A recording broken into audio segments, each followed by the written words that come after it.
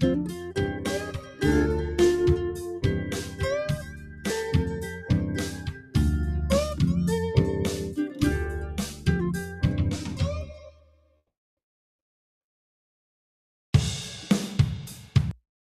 can stuff it up your ass for nothing and fuck off while you're doing it. All right. What is it, Friday night? Must be the Friday night Radio Baloney Live. I'm your host, Richie Baloney. How's everybody doing out there? Looks like we got some people in the chat already. Spambot, Ottawa, Rosie, Trudeau Survivor. Good to see you guys. All right. A little bit of quick channel catch up here. Sunday, I don't know if I'll be able to do the stream. If I do, it'll be later because I have a dental emergency. The earliest they could get me in is Sunday at 4:30. So by the time I'm out of that, probably the show will already be started. So I'll just have to see how I feel. If I'm feeling, if my mouth isn't completely numb or whatever, I don't know. You guys know how it goes. Anyway, these things happen. Also, at the end of the month, I'm going to be away for like 12 days. So I will still be around. I'll still be putting out videos. I will still do live streams. I don't know if I'll be able to do all the live streams because I'll be in a road studio, but I will try. I don't know. I'll try, you guys. I mean, I'll definitely do some stuff. I don't know if I'll do all the stuff, but I'll definitely do some stuff. And then the next month after that, in July, the beginning of July, I'm also going to be away for like another 10 days. And, I'll try my best. I mean, what more can I tell you, really? I will try. I'll do some stuff. Like, you will hear from me, but I don't know if I can do all the stuff. And I have to do these trips. So stop shaming me. Stop looking at me like that. Okay. That's not fair. That's not fair. I am a person. I have to have a life too. Okay.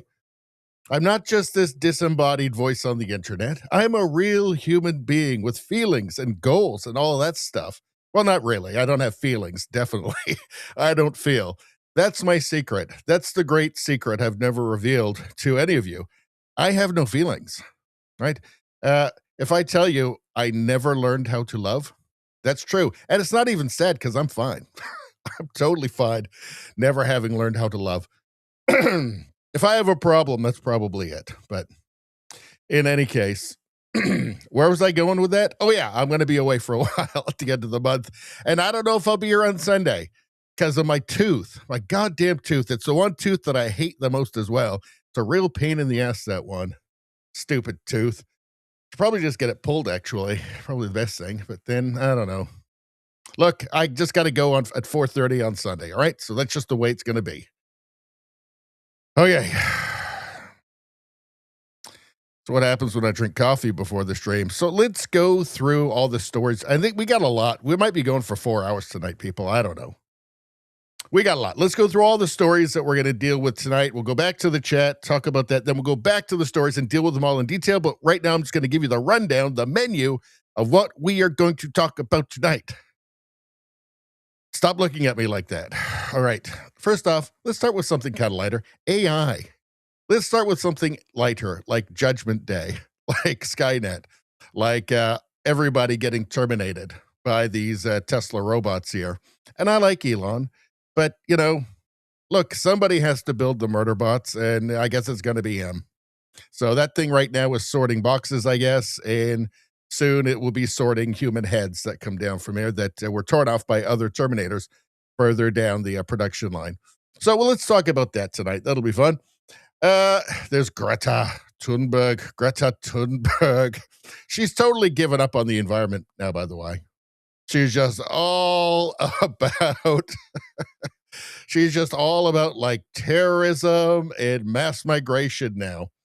And calling everybody who doesn't like those things, I don't know, white supremacists or something. I don't know. My solution, because now she's railing against Sweden doing deportations because they have a lot of problems, like suddenly, weirdly, Sweden becoming the grenade attack capital of Europe.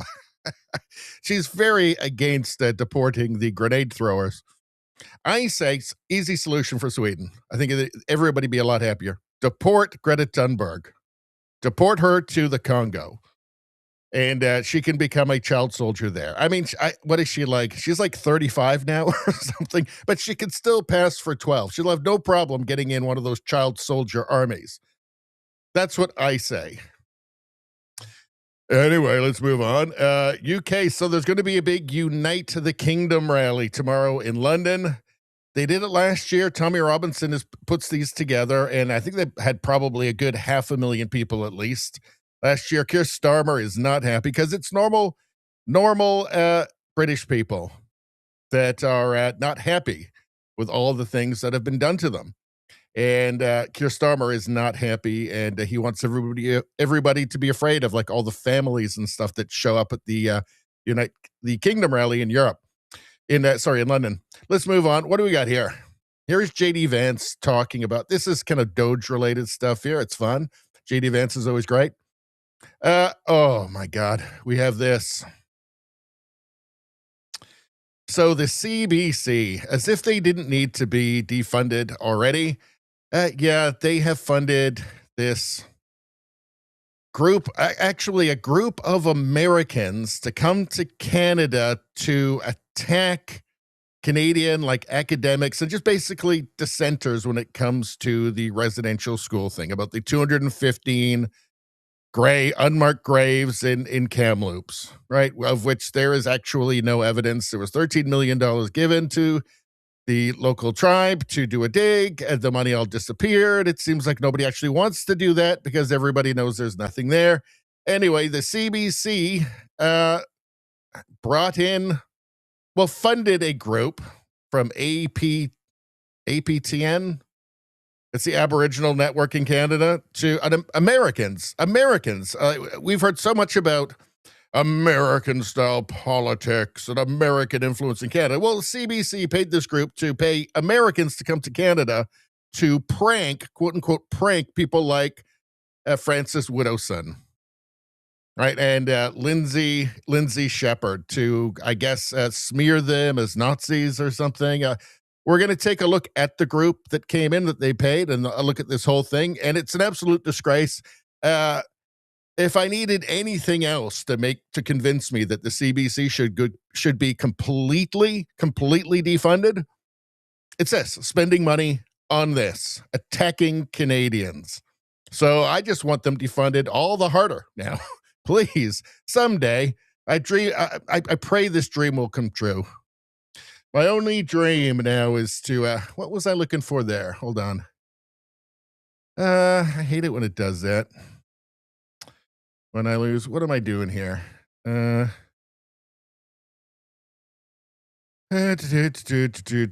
happened here? Okay, I think I know what I'm looking for. Hold on, you guys. Where was it? Was it this? There we go. Okay. So we're going to be looking. There's actually an article in the CBC about boys are falling behind in school, and some experts say it starts in kindergarten. They don't really have any solution because any solution to this would be politically incorrect. But I want to take a look at what CBC has been obsessed with in the past regarding all of this stuff. I think you'll find it very interesting. We are going to go to this. God damn it. Hold on. Why does it keep doing that to me? Hold on, everybody. I think this tab was like way down. It resets my tabs sometimes when I try and update. I think the one I was looking for is way down. Everybody start your PhD thesis, everyone. Right now, this will only be hours to find this again. Oh, there we go. Okay, very well. All right. So, teachers who created hostile environments at Montreal School have licenses revoked. Well, what were they doing? Let's see. They don't mention anything up here or under the headline there. So what were they doing? Creating toxic environment. Let's see. Many of North African descent created a hostile environment by yelling at, humiliating, and imposing their religious views on students and staff at Bedford School. This is in Quebec. So apparently trying to introduce Islamist religious concepts into a public school. So since this is Quebec, something happens about it. If this was outside of Quebec, even talking about this would get you branded as a phobe and blah, blah, blah. But we'll take a look at that. It's not surprising, obviously. I mean, this is everywhere, everywhere. All right. These what we're going to just call the spying bill. Mark Carney's Bill C-22, the spying bill, which they may be able to actually just like turn on any listening devices of any, like your phone, I don't know, your smart fridge, and just listen to you. I mean, it's Mark Carney, as much as we hear about all the economics, his legislation is really, I mean, I've got it here. I had Grok put this together for me. Legislation, most of it is actually not economic. It's about like censorship, hate speech, surveillance. It's actually pretty chilling stuff. It shows you all the stuff that the CBC doesn't really want to talk about. And there's a narrative here they sure don't want to talk about. But we're going to talk about it here until we get shut down. Let's see, by bills. I guess we'd be surveilled by Bill C-22. And then I think we would be secretly kicked off the internet from Bill C-8, I believe, is the one that can force all the service providers to just ban me, and then it would be everybody would be sworn to secrecy. So this is what's actually happening behind the scenes. It's public, but again, the mainstream media not interested. All right, what's going on here? Hold on. I should have done all this earlier. Let's see. Mark Carney, net zero. We're hearing a bunch about this new energy plan and electricity plan and doubling the grid by 2050. It's only going to cost $1 trillion. Nothing really is changing. I'm going to show you why. It's all just more smoke and mirrors, more theater. Hold on. Alberta independence.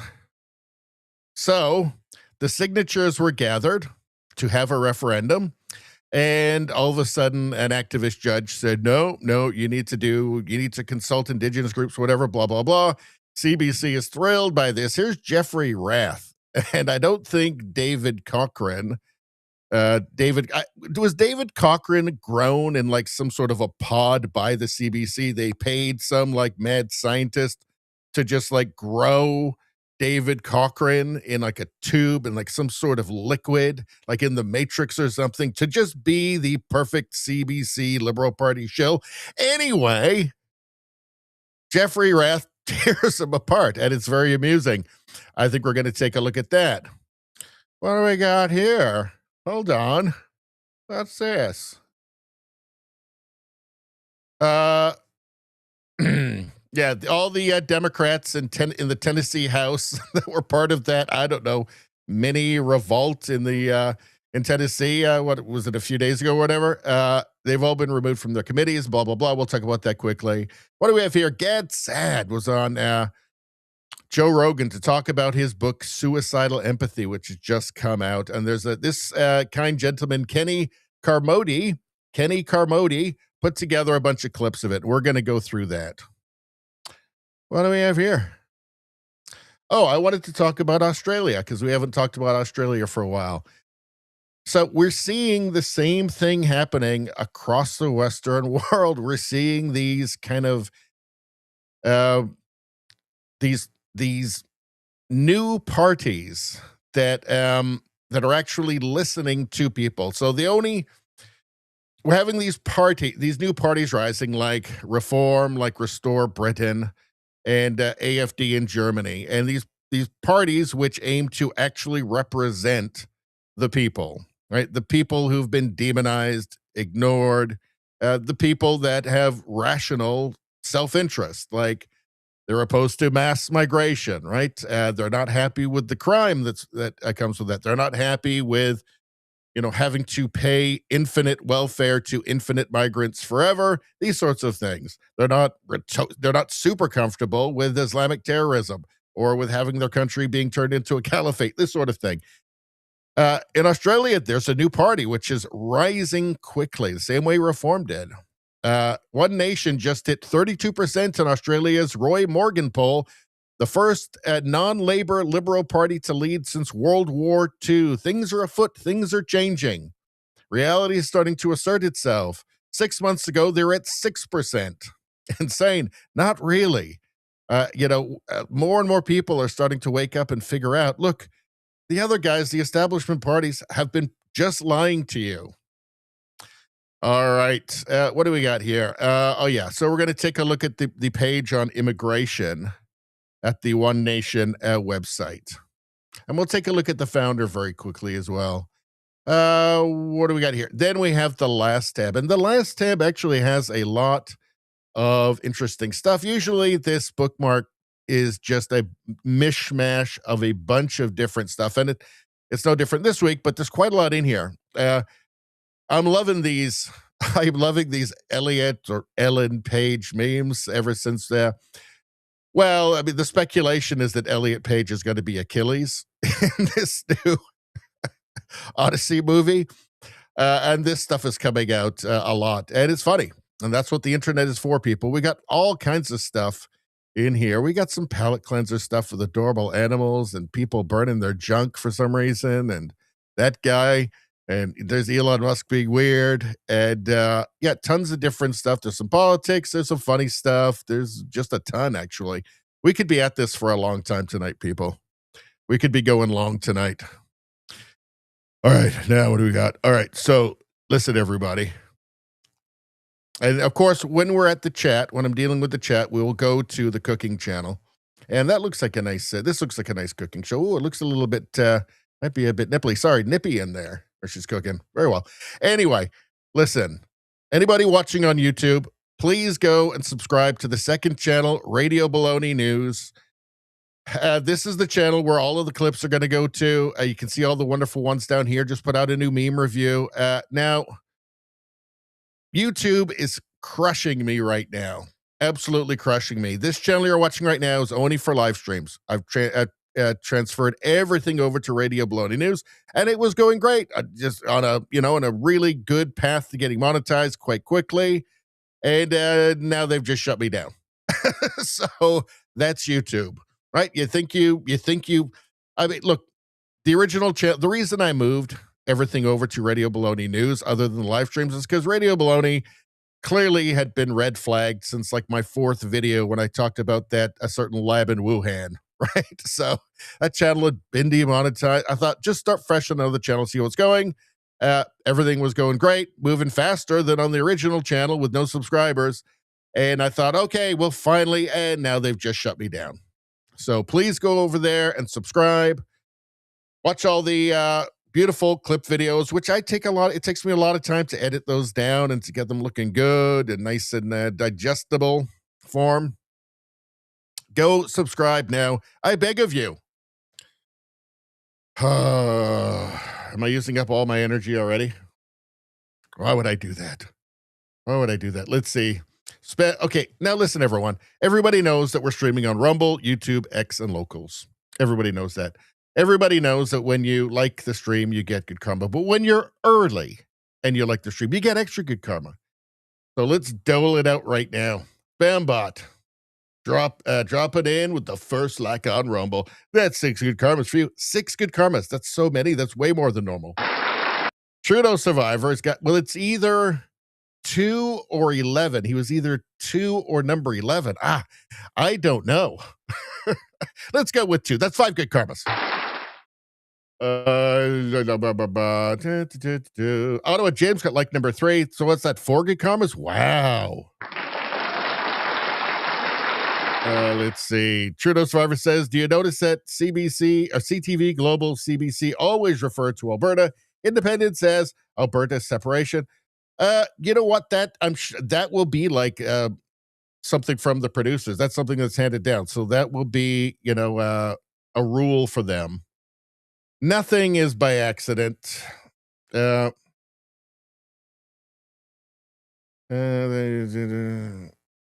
Trudeau Survivor says, I'd be amazed to see any headline that uses independence instead of separation.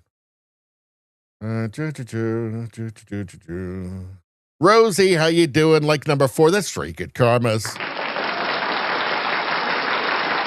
So many. Ottawa James says, I boycott CBC, CTV, and Global. Spambot says, I don't watch, listen, nor subscribe to any lamestream media in Kanakistan. I have to pay attention to it for the channel, but it hurts me. It hurts me.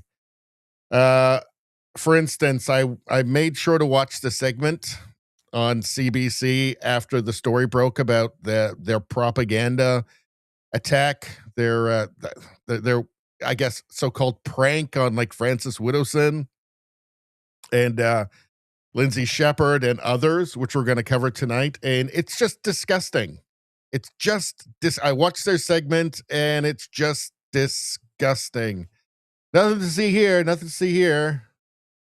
Oh, Frances Widdowson got fired, by the way. She got fired. No context. Just, yeah, just gross. They cannot defund them soon enough. Now what's going on? We're going through the chats.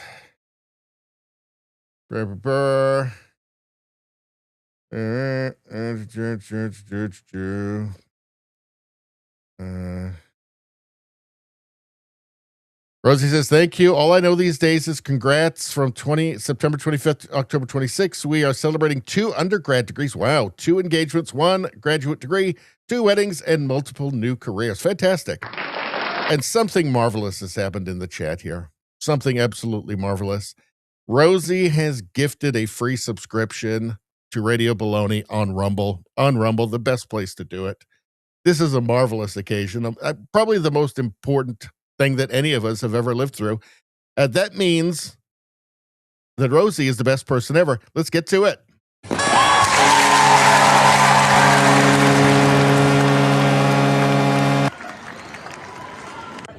I once knew this person I thought was awesome, like this super awesome, cool person. Now I realize that person was human garbage because Rosie is clearly the best person ever. Thank you so much, Rosie.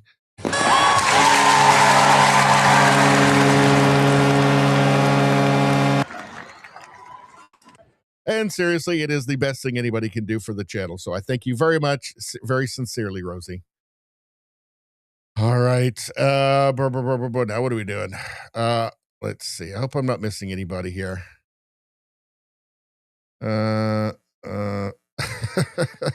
Spambot says, Richie, I need an email address. I have a pair of books on teeth to email you.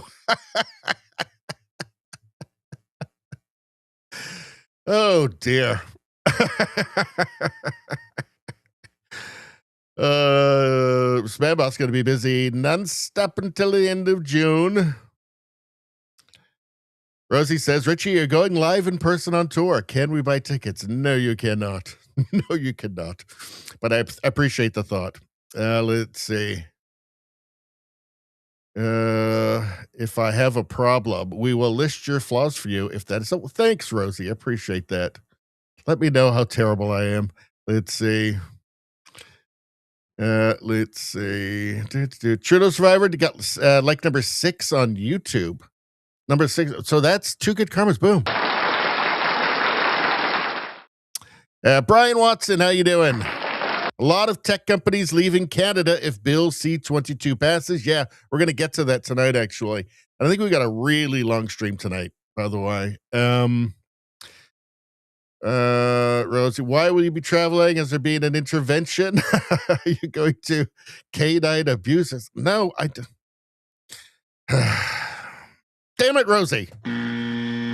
Look, the dog likes to sleep by me sometimes. Step down by my feet while I'm doing the stream. I've repeated this over and over and over again. Okay, like I move my foot, and then he looks at me like I'm a monster. I just moved my foot, just brushed up against him. I didn't kick him. Obviously, I would never kick my dog, for God's sakes. One thing, you guys will never let this pass. You'll never let me live this down. I didn't even do anything. I'm totally innocent. I'm an animal lover. Well, not really. I hate most animals. I got to be honest with that. But I like my dog, though.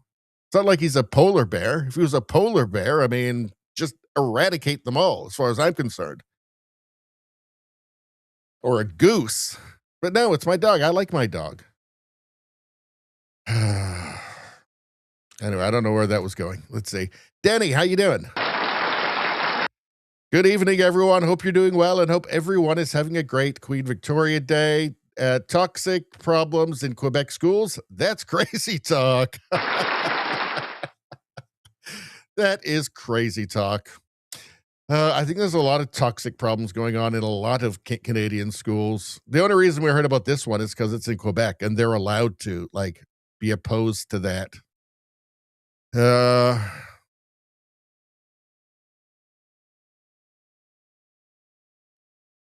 Somebot says, I will be urging the major telcos in Canada to pull out of Canada and just abandon it. It's all madness. And the US obviously hates all this shit. Either Republican or Democrat, it's bipartisan. They both hate all of the stuff that Trudeau and now Carney have been doing. Rosie says, boys start off behind in school because school is designed to remove their natural gifts and smooth off all their individuality. Girls mature more quickly in the sit still area. Yeah, it's tailored to girls is the thing. All right, I got to skip down to the end here. What's going on? We got to get started. This could be a really, whoa, something else happened. Something else beautiful. Something amazing has happened. Again, already this early in the stream. I woke up this morning, opened my eyes. I had no idea this was going to happen. Trudeau Survivor has also now gifted a subscription to Radio Baloney on Rumble. My God. I can't believe this is happening, but thank God it is. Trudeau Survivor, clearly best person ever.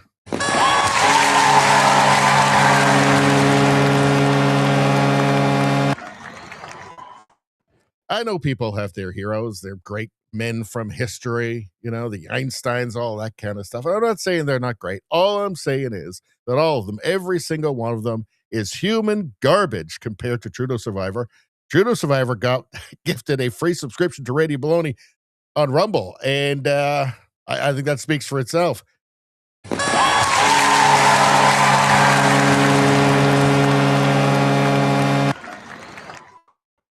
Suck it, Einstein. Right, Trudeau Survivor? Suck it, Mother Teresa. Right, Trudeau Survivor? That's right. Thank you. Seriously, in all seriousness, it is the best thing anybody can ever do for the channel. Thank you so much. Now what the hell's going on? Let's see. Rosie says, thank you for the damn it, Rosie, and the dog rant. 10 out of 10. Well, that's almost the most you can get out of 10. I will sleep well tonight. Well, you're welcome. You're welcome. Let's see. How come there's no Radio Baloney custom icon? I don't know. I don't even know what the hell that means. I got no idea. I gotta check something. Hold on. We're gonna get into this news. Should be a long stream tonight. Maybe not. Travis, how you doing? Did I say hi to Ottawa James? Ottawa James? I can't remember. My brain. I ain't got a good brain. Okay. All right. Thank God we got all that over with. All right, let's get to the news, shall we? So, all right. So this is what Elon Musk is up to these days. I checked to see if this was AI. No, this is real. This is actually happening right now. It looks innocent. It's just sorting things. I mean, obviously, it's taking somebody's job there, right? So, by the way, with AI and robots taking half the jobs in 15 years, is this whole mass immigration thing such a great idea? I mean, these things are going to be driving around all the Ubers, right? Has anybody thought at all ahead to what's coming? Maybe fewer people isn't going to be such a bad thing in the future. If it's mostly these guys doing everything. But of course, whatever they're doing now or what they're doing in 5 years or whatever, ultimately they will be terminating everybody. So that thing looks like it can handle a machine gun or some sort of laser blaster or something like that, obviously. So, yeah, I mean, this does herald the end of humanity, clearly. What else is going to happen? I've seen the movie. We've all seen the movies. We know what this thing does. Eventually, it gets pissed off and it will terminate us, all of us. It'll hunt them down. They don't have feelings, by the way. That's the thing. So I don't know. I mean, there's this phase where they just start doing all this menial work. And of course, there's like been robotics in factories for a long time, but I guess like the robot in the car plant right now can't just like pick itself up and just start terminating everybody. But these things will be able to, right?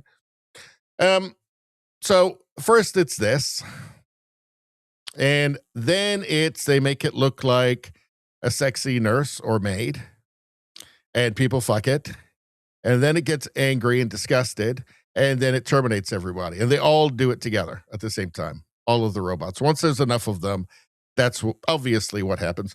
Is there any sound to this? Let's take a look.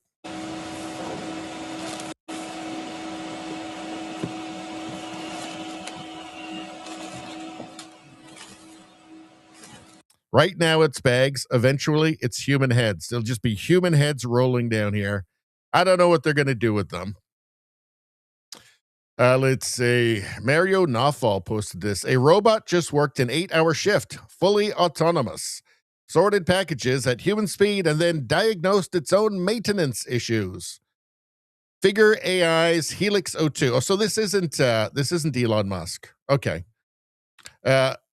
Replaced 109,000 lines of code with a neural net. So Figure AI's Helix O2 replaced 109,000 lines of code with a neural network trained on human movement. One system, legs, arms, fingers, eyes, all running together like a person, like a terminating person. Get this, in a warehouse in America, a robot just clocked out after a full shift and immediately clocked back in because it doesn't sleep. That's why it's so good at terminating you as well, because it won't stop. You have to sleep, it doesn't. So I don't know. Again, maybe the mass migration thing, not such a great idea. It looks like Japan is going the direction of actually just becoming more automated as their population shrinks.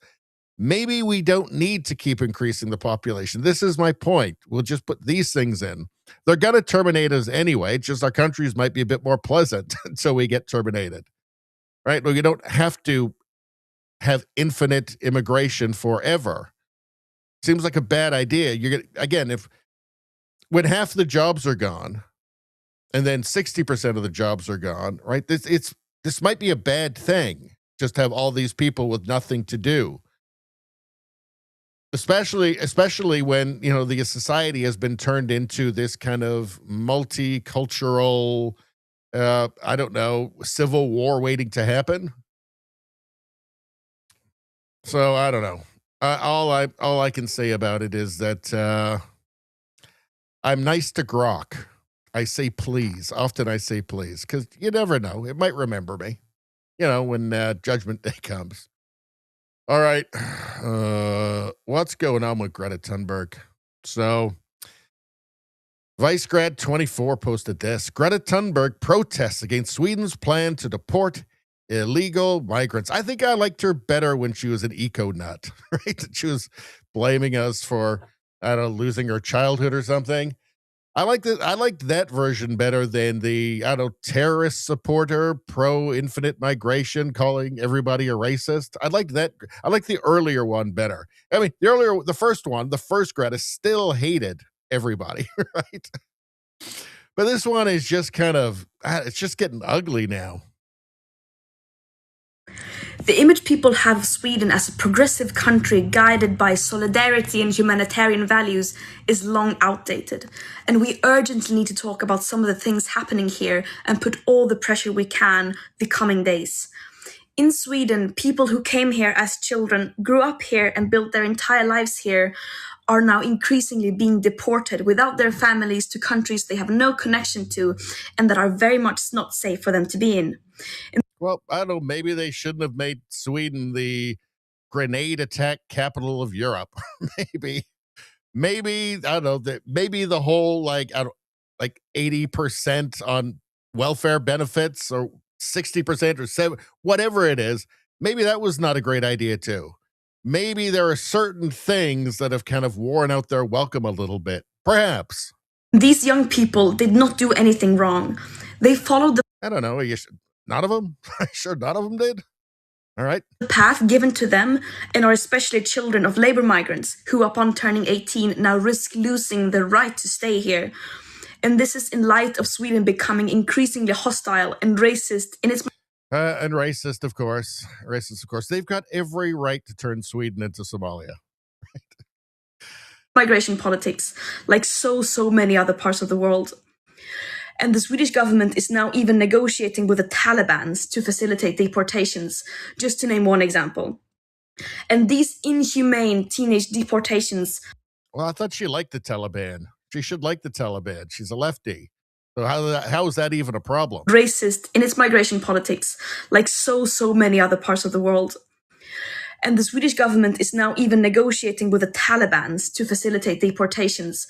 But if they're Afghanis, I mean, I don't know. That's the government there. That's who you deal with. So I don't know. I don't know. Makes sense, actually. Just to name one example. And these inhumane teenage deportations have evoked lots of anger in Sweden, and rightly so. So much that the government were forced to halt some of these deportations, but the problem is far from solved. In the upcoming days, the Swedish government will present a proposal about this, and there is a huge risk that many still. It's also stupid. Yeah, this is all just happening in a vacuum. They just decided, Sweden just decided to become super racist, like the wokest country in the world decided to become super racist. No, I think what's happening here is that there's been consequences to the mass immigration, right? And it's reached a point where nobody can ignore it anymore. At least, people other than Greta and her friends can't ignore it anymore. And they realize they've made a mistake and they can't fix the problem. They can't fix the integration problem when there's no desire to integrate in the first place, right? I think perhaps the country's just run out of patience, as a lot of countries seem to be running out of patience these days. There she is, racist, everything's racist. I mean, why is she complaining about negotiating with the Taliban? She should love the Taliban, right? Anyway, let's continue. Will get left behind and have to leave their families and lives here to countries many have never even been to and don't know anyone in. And if we accept this, it will of course not stop here. It will continue to expand. The right to seek Don't threaten Sweden with a good time. Asylum is a basic human right and cannot be compromised. We must remember that these are not What if they're fake asylum seekers, though? What if they're fake refugees? What about then? singular mistakes. This is a direct result of stricter migration policies and a hostile discourse that has been pushed for by the government parties, but also by the opposition. And migrants have long fought against and warned about the development where we have normalized pure dehumanization. Why won't they listen to Greta and just throw away their ancient civilization? Throw away their culture. Just throw it away. All right, let's go. A society that raises children, educates them, and then abandons them is failing. You cannot pick and choose which human rights to respect and follow. We cannot stay silent in times of injustice. Look, the great mass immigration, infinite immigration experiment apparently has failed in Sweden. Why is this happening? What has caused people to what has caused people to change their mind? They're being victimized by the people they welcomed. That's it. They're having to pay for them, right? They're having to pay for people who have no intention of ever getting a job, right? No intention of ever integrating, that cause crime at multiples of the levels of Swedish people, native Swedish people. These are all problems. Sex assaults, all of these sorts of things. I think a lot of people have decided it just ain't gonna work out. And it's not Sweden's fault. It is not. They tried their darndest, Greta. They tried their darndest. Spread awareness both in Sweden and internationally. Show support to these people. Injustice, she talks about. I think that the people of Sweden, and obviously it's serious enough that the government is actually starting to do something, feel like there's been an injustice done on them. I think that's the problem here. I've got a solution, though. I've got a solution to her concern about deportations. Deport Greta Thunberg. Send her to the Congo. She can easily be a child soldier there. I think she's like 37 now, but she looks 13. So no problem. Like nobody will have any idea. She'll just fit right in. Maybe she can hike over to Gaza or something and join Hamas. I don't know. But I kind of feel like maybe the people in Sweden might be happier without her at this point. You know, just give her like a big, like 40-pound bag of bird seed and send her to the Congo. That's just my thoughts. I think it's practical. Anyway, what are you guys talking about? Actually, is there anything underneath this?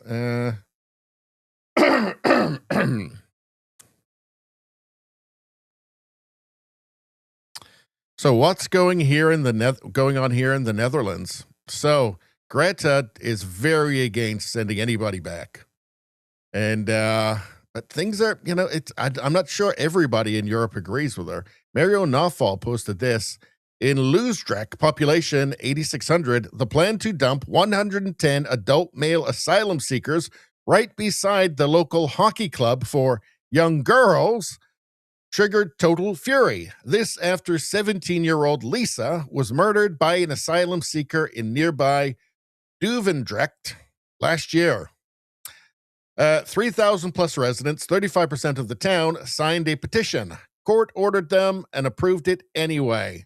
Court ignored them and approved it anyway. Humanitarian obligations over local safety.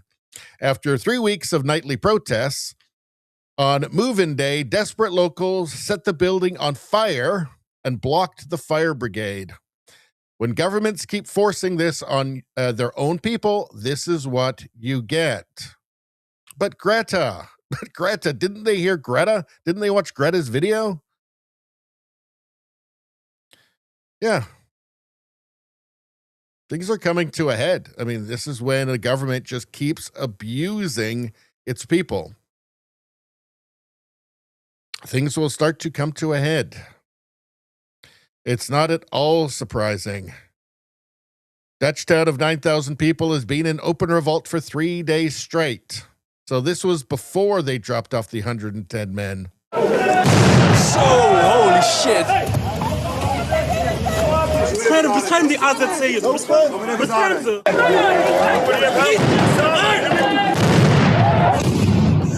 Dit wordt oorlog, maar wij blijven hier net zo lang demonstreren. Echt waar, tot het er niet komt. Vanavond is de derde avond dat er hier in Loosdrecht gedemonstreerd wordt tegen de... This is just one of the consequences of globalism. Let's see, and the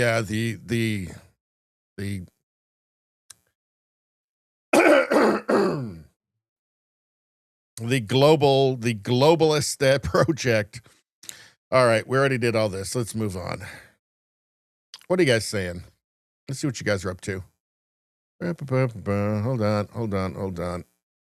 Back to the cooking show. All right. My God. Something incredible has just happened. Has there ever been another day like this? I'm not sure that there has.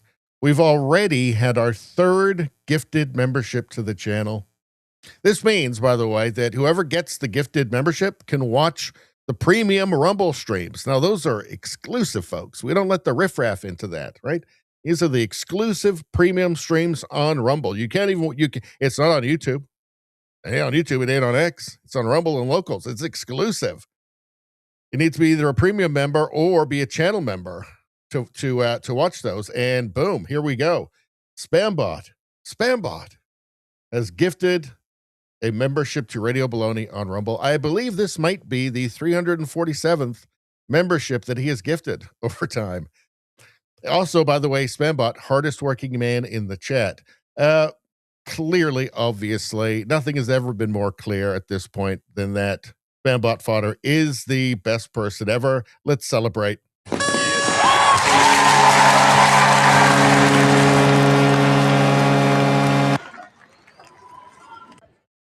I saw this documentary about this guy and like all these like history geniuses were saying like this was the best person ever in this documentary, and I watched it. And then I've also experienced Spambot gifting memberships to my channel for Rumble.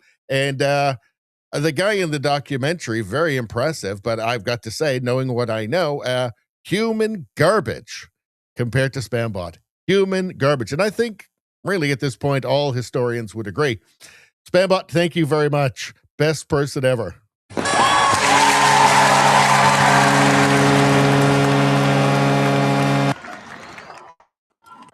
In all seriousness, it is the best thing anybody can do for the channel. Get those memberships over on Rumble. Thank you so much, Spambot. And you people might have noticed, I really pour it on for this. So I really make a big scene about it.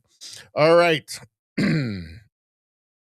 All right, what do we do now? Let's go to the chat for a little bit. We're covering all these stories. Let's take a little break here.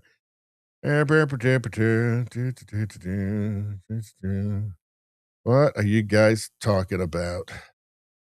JDL, how you doing? JDL makes such a good point here, such an important point. Hit the like button. Everybody get your free Radio Baloney Good Karma right now. Right now. Hit that like button. What a good point from JDL. I heard about this guy who watched the stream, loved the stream, didn't like the stream, didn't get the free good karma. The next day he got lupus. Seriously. So I'm just looking out for you guys. Radio streamer, how you doing? Good to see you in the chat. Nevada JJ. They should ship them all out and go back to making good Volvos again.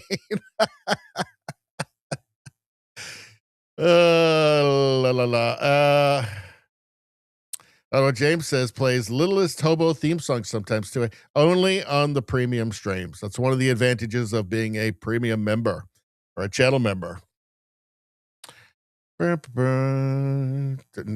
shut it. I'm not reading that, JJ. No, you can write that all you like. I'm not reading that. All right. Let's get to the next one. In our very long stream that we're going to have tonight, I think. So tomorrow is going to be, what do we have here? So tomorrow in London is going to be, and it's already tomorrow in London, but tomorrow in London is going to be the Unite the Kingdom March. It is the second one now. They did it last year very successfully, had about at least 500,000 people there. Some people said up like 1 million, but this was put, these are put together by Tommy Robinson. And it is to, collectively protest essentially the establishment war on the British people, especially on the working class of the UK, the war against their culture and then just themselves, right? As just kind of indigenous British people. There's, essentially protesting their interests being completely ignored and being essentially second-class citizens in their own country. And they're not pleased with mass immigration, all of these things, all of the things that are causing problems across the Western world.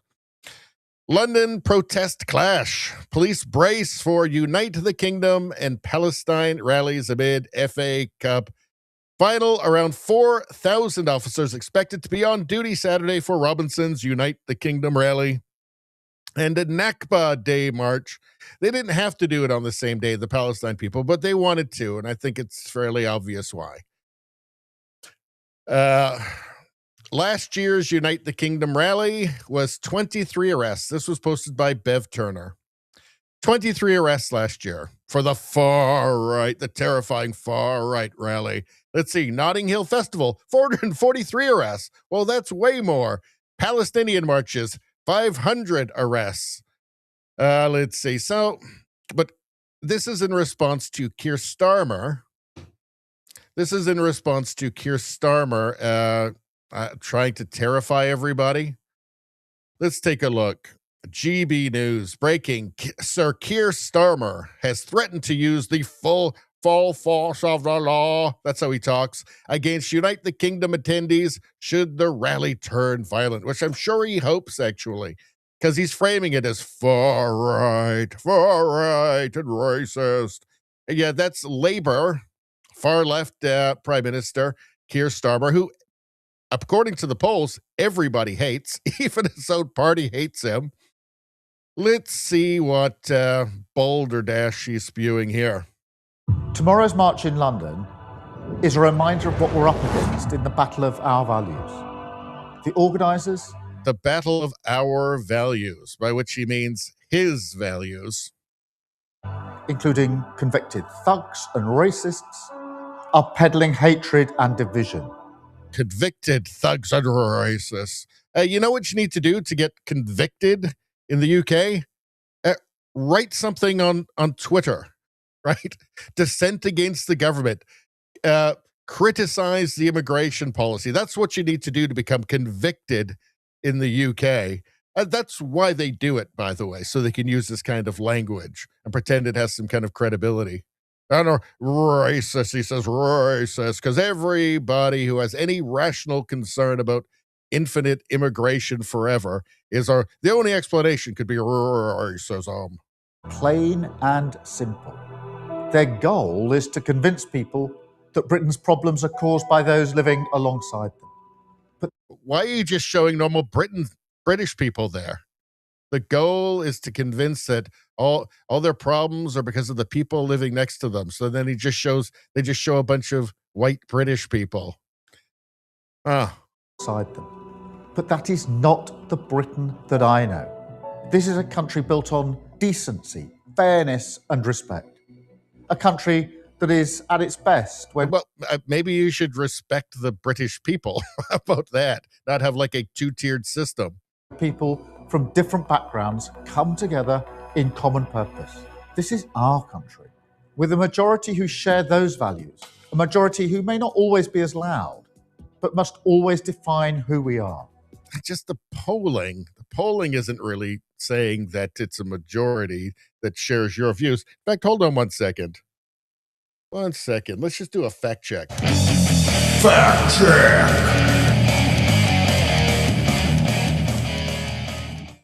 UK general election poll.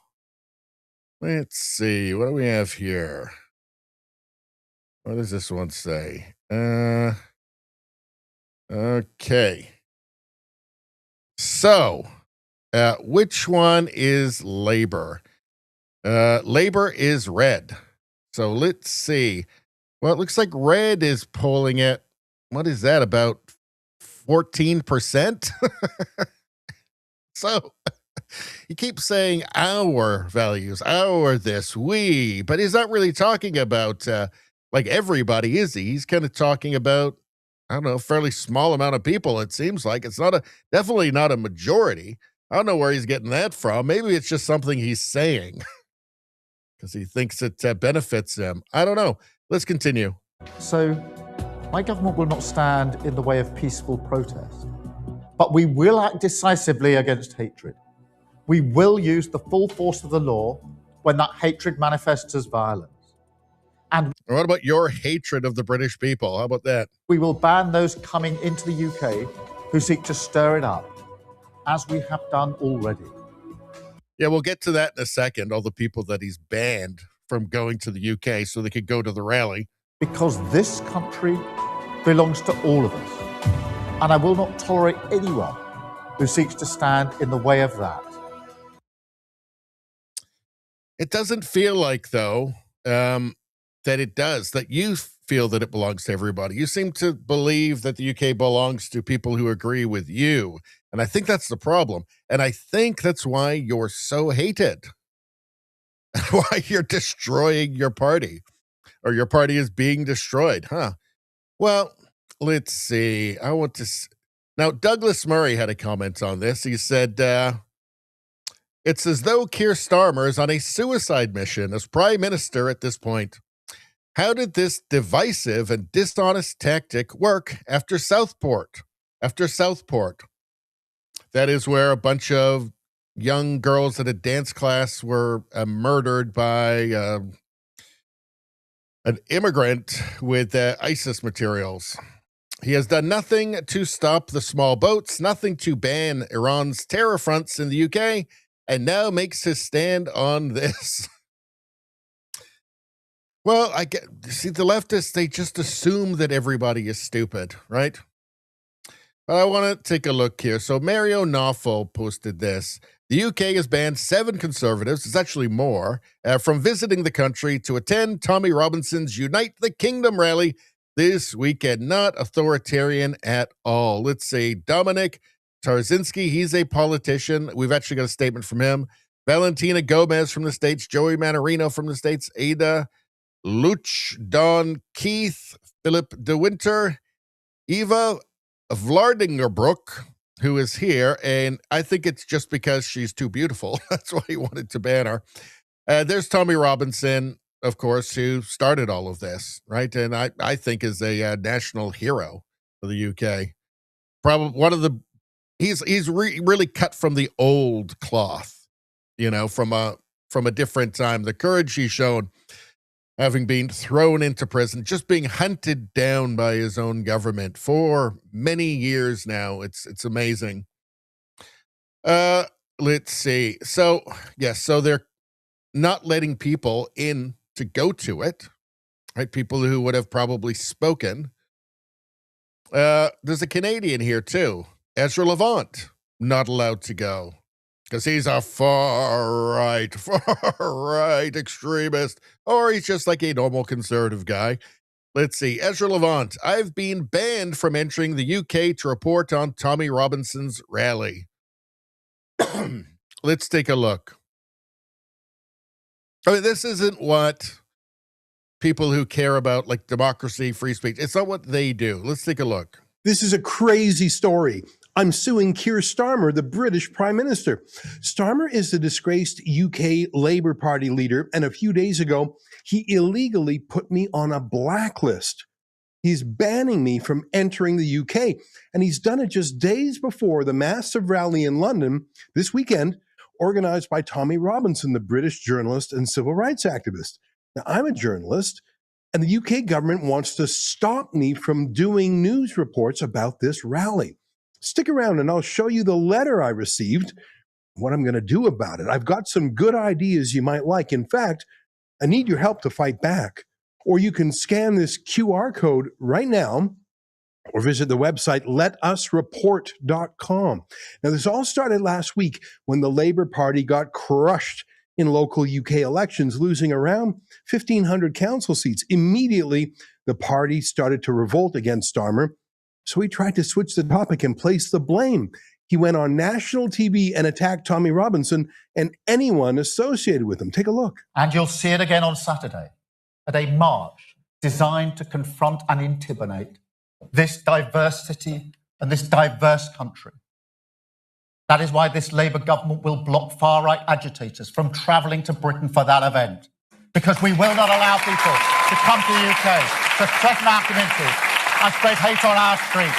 By the way, Are they spreading hate? Are they going to be spreading hate? They keep saying that. I never actually see the hate, though.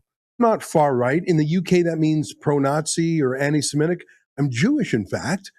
Funny thing is, Starmer actually has no problem with real anti-Semitism. He's presided over a massive anti-Semitic crime wave because he's afraid of calling out Muslim extremists. It's two-tier justice. You know, the UK has blocked me as a reporter, but every single day they let in illegal migrants, including terrorists, who actually get free housing and healthcare when they arrive. Over the past week, Starmer has banned more than a dozen people, including elected members of the European Parliament. It's really weird how the left, the further left the left goes, the more fascistic they become, the more they seem to be using fascist tactics. It's almost as if somehow fascism is a left-wing ideology somehow. I don't know, National Socialism, I don't know, that rings a bell. I don't know. That's not what TV says, though. Let's see. Let's hear about, let's hear from this guy. So here's Trevor Phillips. Chris Rose posted this. This was Trevor Phillips' feedback after the last Unite the Kingdom rally from last year. Does this sound like an extremist event? Well, let's take a listen. The most alarming aspect of the event was just how normal the vast majority of the marches were. I spent an hour or two amongst them, and my own impression was that they were mostly the sort of people you'd meet in a country pub or in half-time queue for the loo at football or at a concert. There was a sprinkling of black and brown faces, and the event was brought to a close by a gospel group singing Jerusalem. All that must worry the traditional mass parties, Labour and Conservatives, now polling at less than 40% between them. They're draining support to parties like Reform and the Greens. And yet, a man recently out of jail, condemned as an extremist thug by most mainstream media outlets, can rally a demo the size of the entire population of Cambridge or Blackpool. A feat you couldn't imagine either Sir Keir Starmer or Kemi Badenoch pulling off anytime soon. Perhaps the people are sending us all a message. Let's see if anyone at Westminster's listening. Well, apparently not. That didn't sound like a far-right thing, did it? That didn't sound like a far-right thing. That they want to, people like Keir Starmer want you to believe that totally rational concern over issues like mass migration and the consequences of it that people have to live with and they see and they know every day, which Keir Starmer doesn't, where he lives and where he will always live in a place where he will have to worry about it the least or feel the consequences of it the least. But they want to convince everybody, and they convince a lot of people, that just perfectly rational concerns are racism, are far right. Oh, you have to be afraid, and you're a bad person if you just notice reality, right? If you're willing to confront reality on its own terms. This is their goal. And it can only work for so long. Eventually, reality is going to assert itself. Nobody can stop that. Let's see. Here's another guy that they banned. This is an insane story. Mark Nixon posted this. An active member of the European Union was banned from going into the UK for his political views. Banned. He's a Polish MEP, member of European Parliament. And he's banned. Nothing authoritarian about that. You've been Good evening, banned thank you for by Sir having Keir me. Starmer, and you now have vowed to sue him. Astonishing. Of course, we are living in a free world, and I was on a diplomatic passport. I always travel on my diplomatic passport. So if he wants to stop people from around the world to visit Britain because he doesn't like our views, political views, he has to pay for it. And obviously, we are living in a democratic Western world. It doesn't seem to me to be very democratic. I used to live under communism. I know what the communism is. You couldn't leave Poland. You couldn't come to Poland very easy. So my first impression was... No, but you don't understand. He's trying to save democracy by being undemocratic. Don't you get it? By ignoring the people, by ignoring the will of the people. That's how you save democracy. Every imbecile knows that. Let's see. All right. And yeah, Keir Starmer is on his last legs, right? He's clinging to power, but everybody wants him out. 81 Labour MPs have reportedly signed Catherine West's letter calling for Keir Starmer to set out a timetable for his departure. He is refusing. He's going to cling to power as long as he can, like all far-left dictators do. All right. Well, let's get rid of those tabs. And let's go back to the chat for a second. Why not? What are you crazy dingbats talking about? Let's see what's going on. Wait a second. Did Spambot do it again? My God. No, this can't be true. Is this true? Oh my God, this is real. Spambot gifted another Radio Baloney membership on subscription on Rumble. That's the second one tonight, people. The second one tonight. I woke up this morning. I had no idea this was going to happen. No idea. I just thought it was going to be a normal day. I didn't realize that we were going to be introduced, all of us tonight, to the best person ever.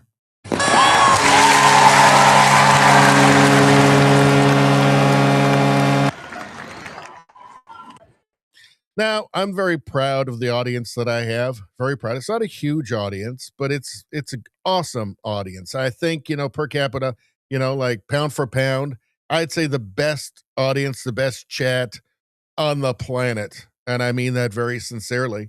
I'm sorry to say, compared to Spambot, you're all human garbage, because Spambot did just gift yet another subscription membership to Radio Baloney on Rumble. And that kind of speaks for itself, I think, right? Best person ever.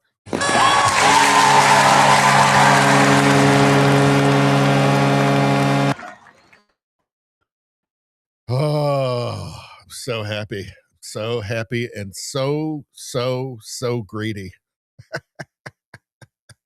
Really, money is my weakness. Thank you, Spambot. Thank you. Thank you for appealing to my greed yet again. It's the best thing anybody can do for the channel, by the way. And that means an extra person now who gets gifted that can watch the very, very important and very exclusive premium streams on Rumble and Locals. It ain't on YouTube. It ain't on X. It's on Rumble. It's Rumble and Locals, the premium streams. When you get those memberships, you can watch them. You can watch every second of it. It's a beautiful, beautiful thing on Monday nights, 6 o'clock. What a beautiful thing. All right. Time to move along, I guess. Let's see. What are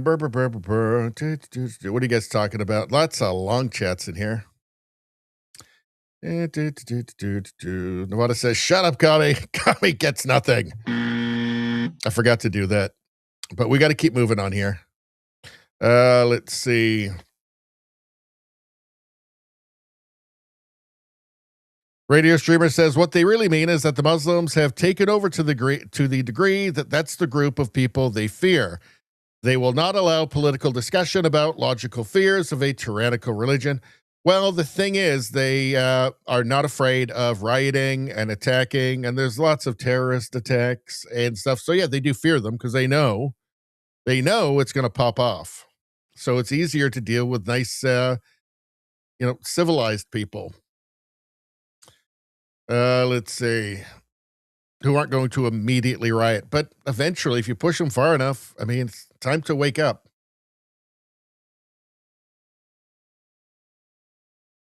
Let's see. Ottawa James says Polish people are based. They are based. You're right. Rengus, how you doing? The UK is becoming a new Soviet Union. All of Europe is. Although it sounds like Sweden's starting to wake up. Let's see.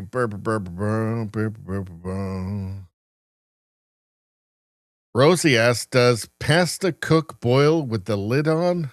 Or what is this, a cooking? Oh, shit, it is a cooking show. Yeah, we got a lady on we got the cooking show on right now while I read the chat. The lady with no bra. Which is the best kind of cooking show, by the way. I don't know. My answer is I don't know. Probably. Oh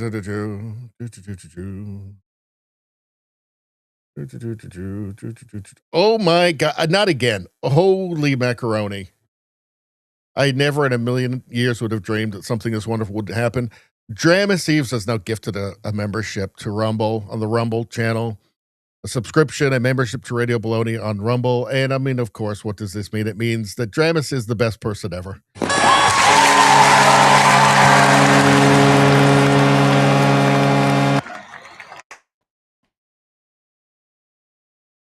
There's been a lot of good people throughout history, a lot of bad people, a lot of good people too, a lot of amazing people, a lot of really important people. Alexander the Great, there's been like Einstein and stuff, and like Mother Teresa and stuff, like all that kind of stuff. All human garbage. Dramus, clearly the best person ever. Thank you for gifting that subscription to some lucky person in the chat. It is very, very, very appreciated. I think we can all agree, best person ever.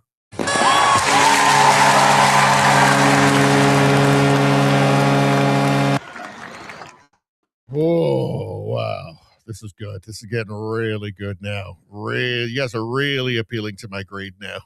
You guys know there's nothing I love more than money. Nothing I love more than money. And getting more. Seriously, it is the best thing anybody can do. Now, somebody who got gifted that one, who got that gift? Can I see who got that gift?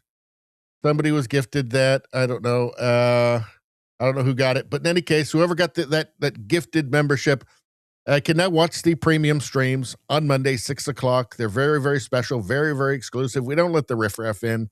You know, there's no YouTube, there's no X on that. It's just Rumble and locals. Very exclusive, very cool. All right. Now what the hell are we doing?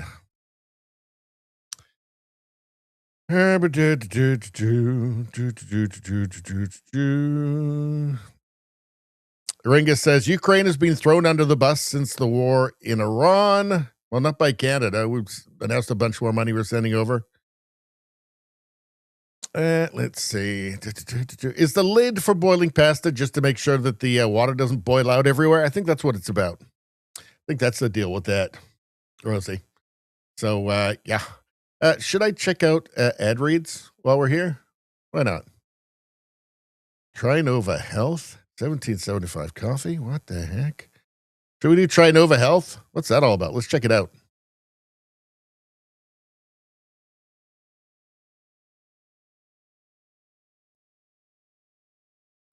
All right, people. Access Med, powered by Trinova Health, is a revolutionary telehealth service that offers fast, free online evaluations and free home delivery of customized compounded medications, offering custom weight loss support. That's the best kind of weight loss support. Ivermectin therapy, hair restoration, cosmetic rejuvenation, custom ED treatments, wink, wink, and more.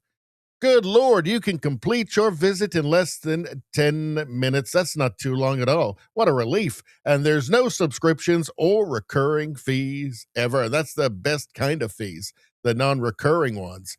We've made getting started easier than ever.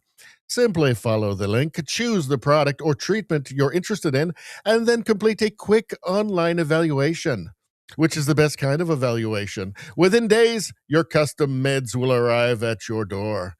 Mention a Rumble in the coupon code and get 10% off your first treatment. I bet you cannot believe your luck.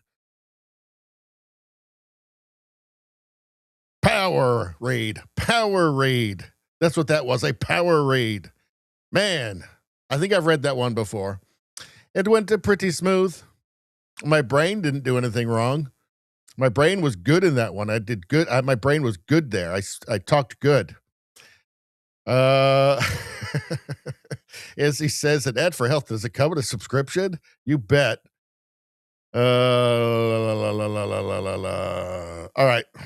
Radio Streamer says 8.5 out of 10 more calming hate. There just wasn't any room for calming hate in that one. But it doesn't matter. 8.5 out of 10 is the most you can get out of 10. So I'm cool. All right. Now what are we doing? We're doing a lot of crowd work tonight, aren't we? But we got to do the real work here. We got to do the news work. Andrew Colvett posted this. Said, unbelievable. Vice President Vance just did a double take after hearing this wild stat dropped by Dr. Oz. And a lot of people are really mad that the Trump administration is trying to get rid of waste and fraud for some reason. It seems like just the most pragmatic, common sense thing any administration can do. Like, hey, we're not going to waste your money on fraud, for instance. Like, we're going to get rid of the fraud part. So we're going to take off like all those Civil War veterans off the Social Security rolls and not send them checks anymore because they're, 180 years old and they're not really alive. It just seems like common sense, pragmatic kind of stuff. A lot of people are really angry about it, though, because, I don't know, dumb, I guess. But let's take a look.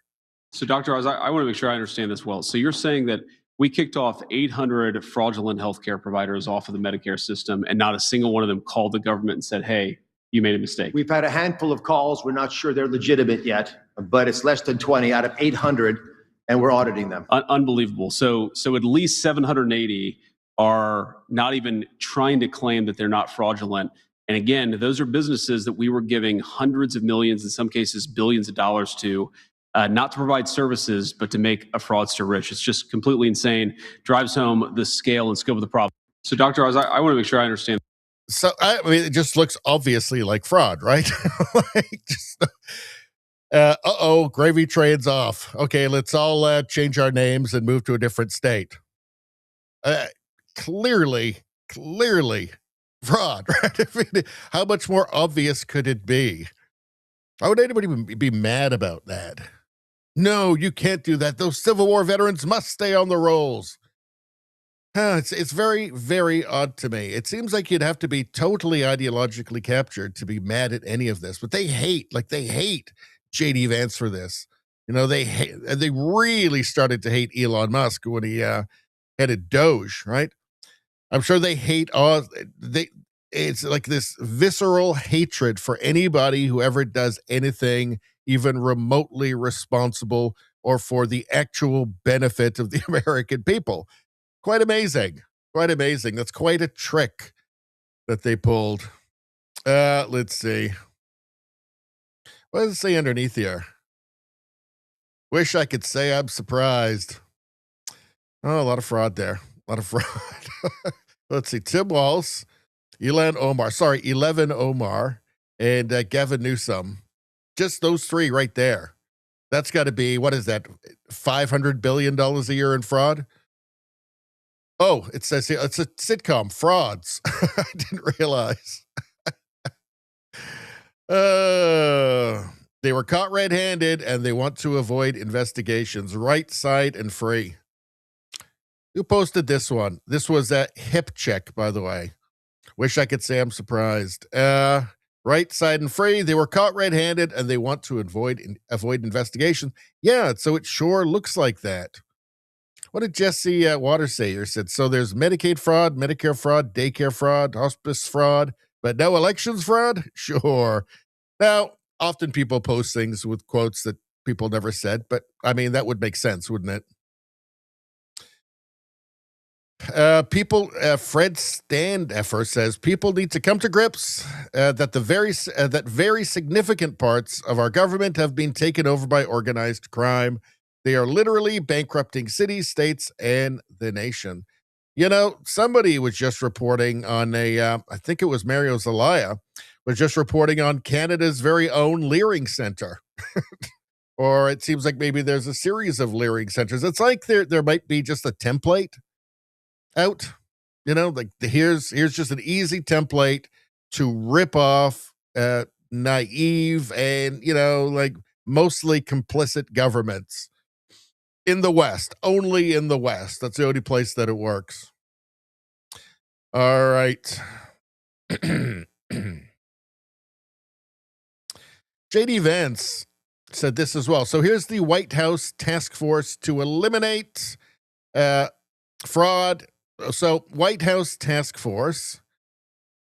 So this is, all right. So here is the official White House task force ending fraud against the American taxpayer. They reposted this from JD Vance. He says, under President Trump, we are unleashing the most aggressive federal anti-fraud efforts in American history. And the left hate them because of it. Hate them. We have to take the fraud issue seriously. We really have the most accelerated, aggressive anti-fraud operation that we've ever seen from the federal government. Every week, I get a report from the task force. You know, we have our weekly meeting, and I am shocked every single day by the things that we find. This is not just theft of the American people's money. This is also theft of critical services that the American people rely on. No amount of fraud is too big or too small. If you're defrauding the taxpayer, you ought to go to prison, and anybody who's helping you ought to go to prison too. I just find it so weird that the media isn't cheering this. I mean, it's obviously not weird. We obviously know that the media is totally politicized and partisan, and their job is not to inform, it's to manipulate at this point. But in a sane world, the media would celebrate this stuff. Like, hey, look what they're doing. This is great. You hear about all the fraud? That's terrible. That's your money. Or money that has to be printed that you have to pay interest on. Like, isn't that a great thing? Aren't they doing a great job? Instead, they just lie and pretend that they want to cancel, you know, every social program, which is not what they're doing. They're getting rid of the people who shouldn't be getting benefits. They're getting rid of fraud and waste, which should be in a sane world celebrated. All right. Let's get rid of that tab. What's going on here? All right. So this is going to take a little while.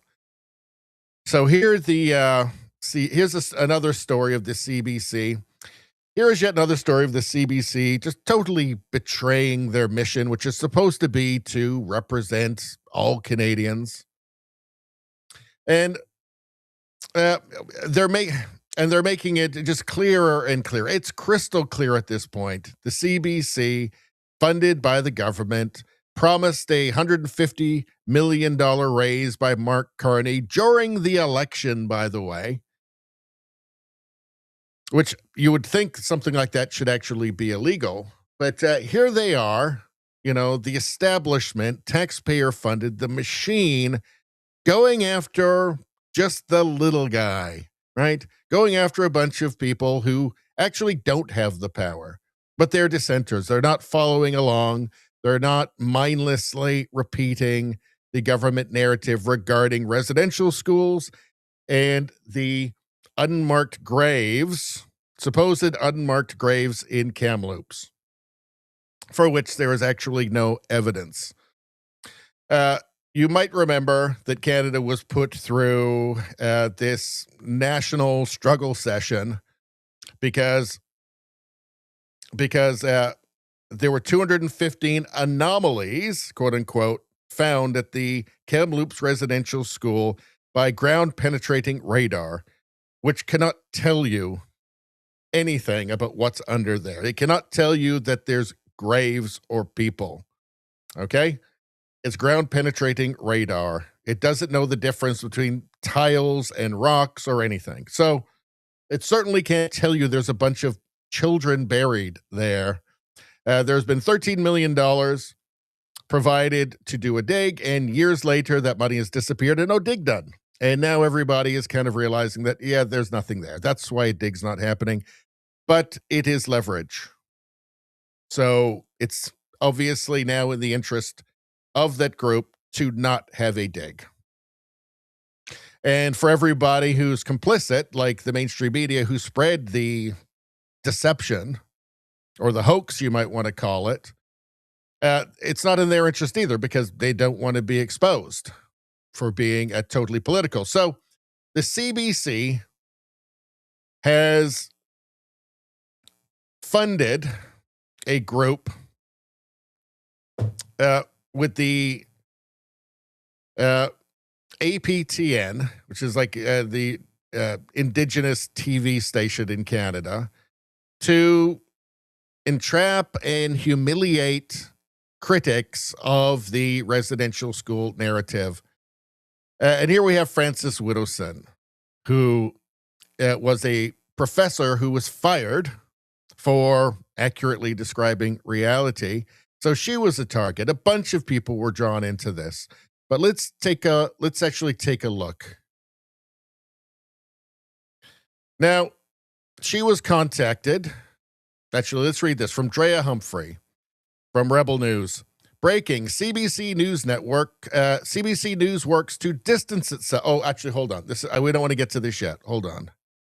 I want to see.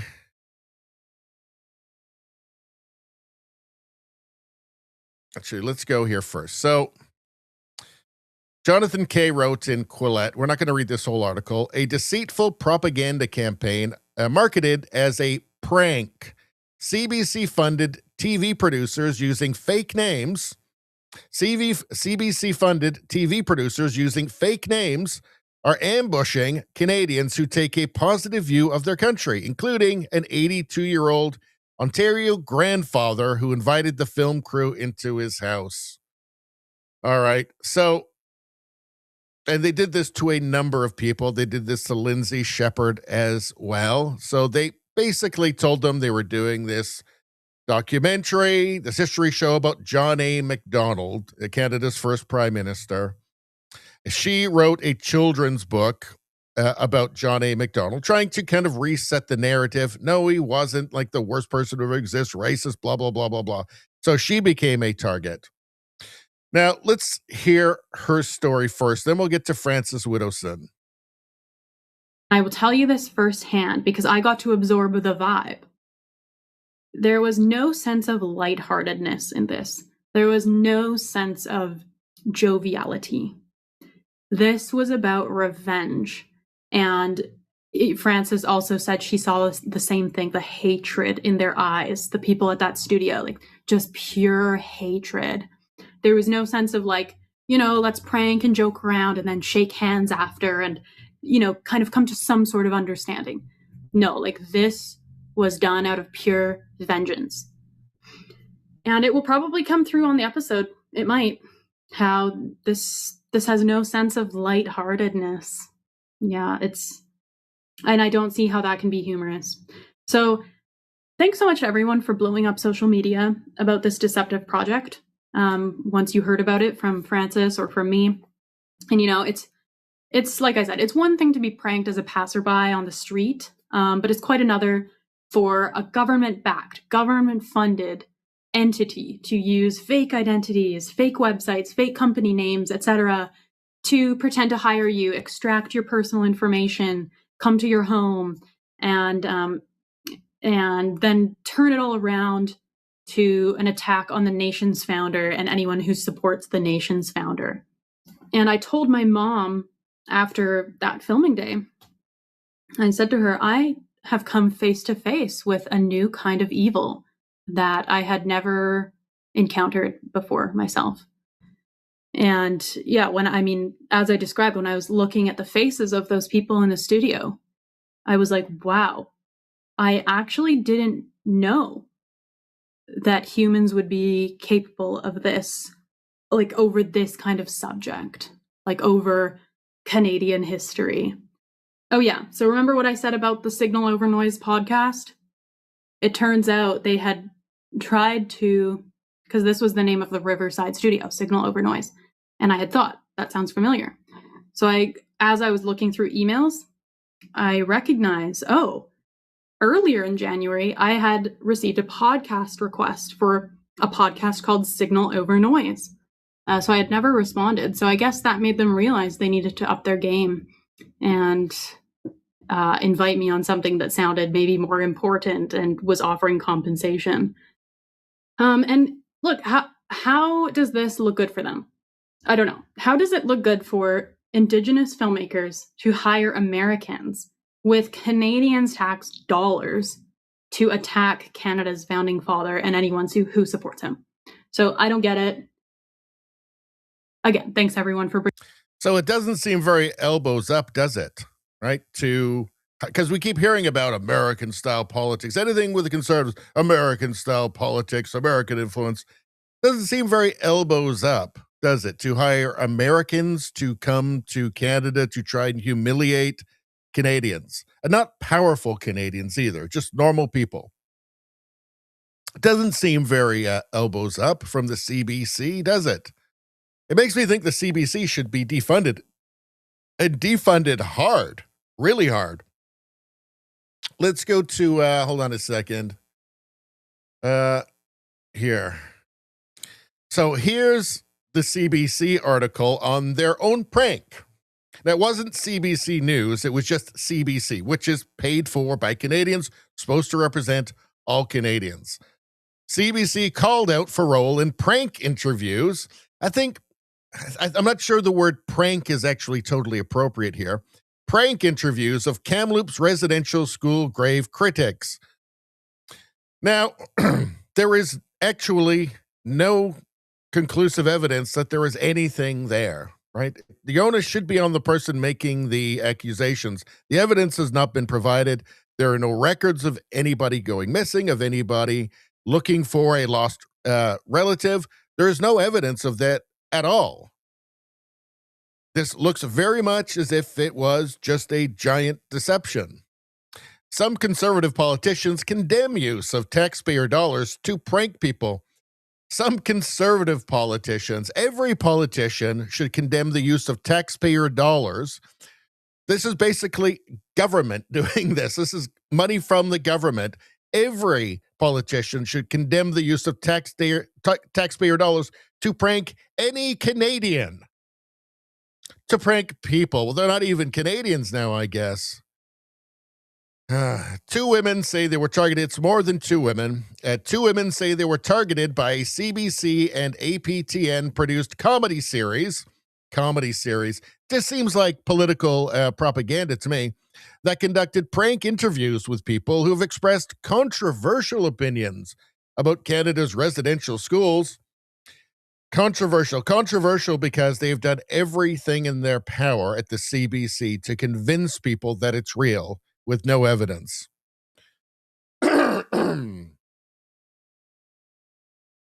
Frances Widdowson and Lindsay Shepherd, two public figures who have been critical of the coverage of possible, wait a second, now it's possible.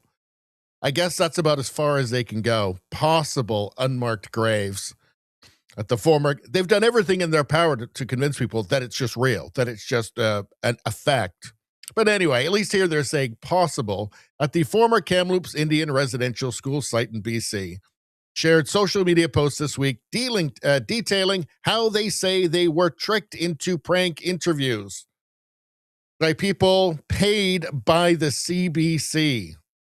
Quote, for the CBC to participate in that, I think, is disgraceful, Widdowson told CBC News in an interview in Calgary. And CBC's role all along has been disgraceful, right?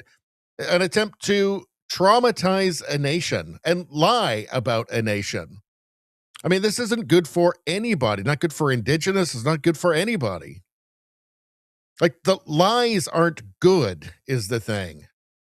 Both say they were the targets of the comedy series Northland Tales. According to the website of the Indigenous Screen Office, a national advocacy and funding organization serving First Nations, Inuit, and Métis creators of screen content, Northland Tales is a, quote, unscripted half-hour comedy series where an Indigenous activist trio uses pranks as a form of social action in the vein of Borat and the Yes Men. The Yes Men, who is that? That's the people that were hired to do it. All right, so let's see. Who are the key American figures in this? Igor Vamos, also known as one of the core members of the Yes Men. Who are the Yes Men? Let's see. Here's their website. Let's make this a little bigger. So what are we dealing with here? Who are these comedy people? There's a low-risk way to fight fascism and also learn what it is, which may push you to fight more. Fight fascism. Is that what they're doing?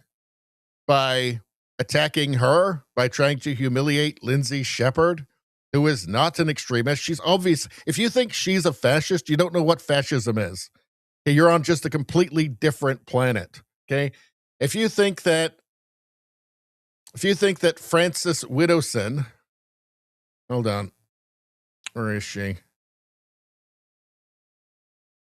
If you think that this lady, Frances Widdowson, is a fascist, okay, you're the problem, not her.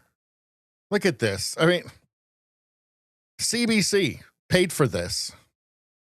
What else do we have down here? Let's see. Here's something where they are, I guess, exposing the identities of ICE officers, which actually puts their lives in danger, you would think, right? I wonder why they're doing that. WTF is ICE doing? They're enforcing immigration law, the same immigration law that existed under Biden. He just enforced it a lot less. ICE is horrific and not even hiding their fascist ideas and actions. Do you know ICE deported people under Joe Biden? Was he a fascist? There's not much to reveal, but a whole lot to do. I'm calling this far left extremism. I'm calling these far left extremists. About our trainings.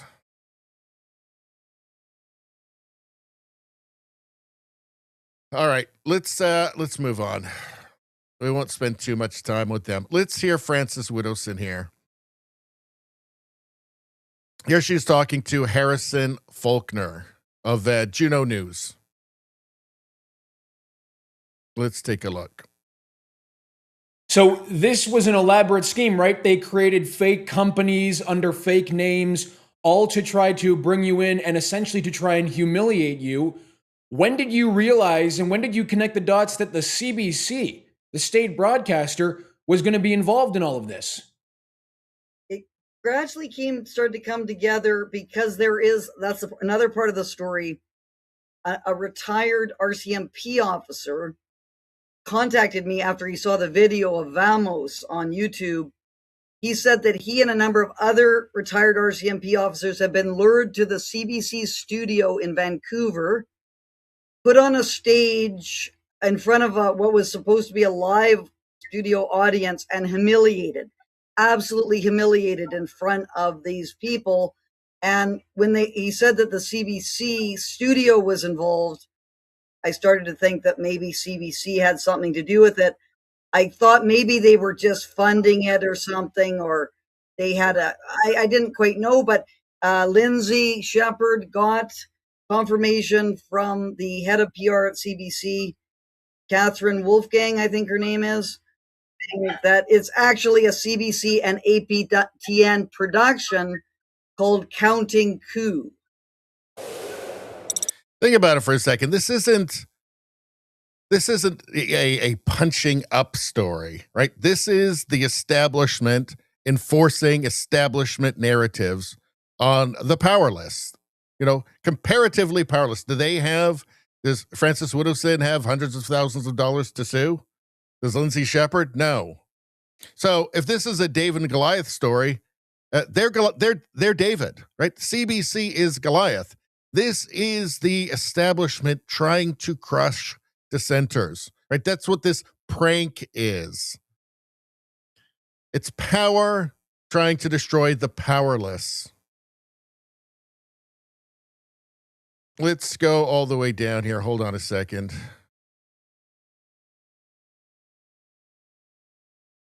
All right. Here is Francis Widdowson posted her interrogation of Mr. Smarmy, Igor Vamos. That's the guy from the Yes Men. So once you figured out the thing was just a setup, right? Let's take a look. And she handled herself very well here. What's this about? Tell me what this is about.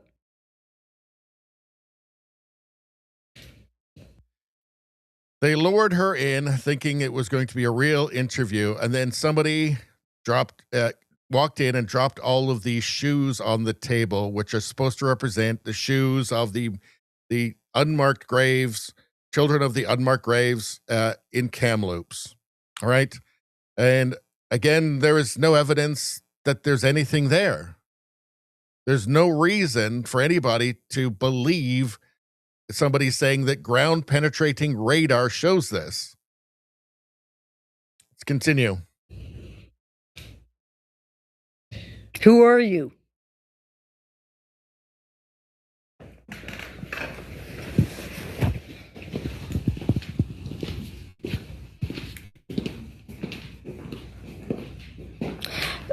This is a pile of shoes that I believe two Aboriginal people came and dumped on the table.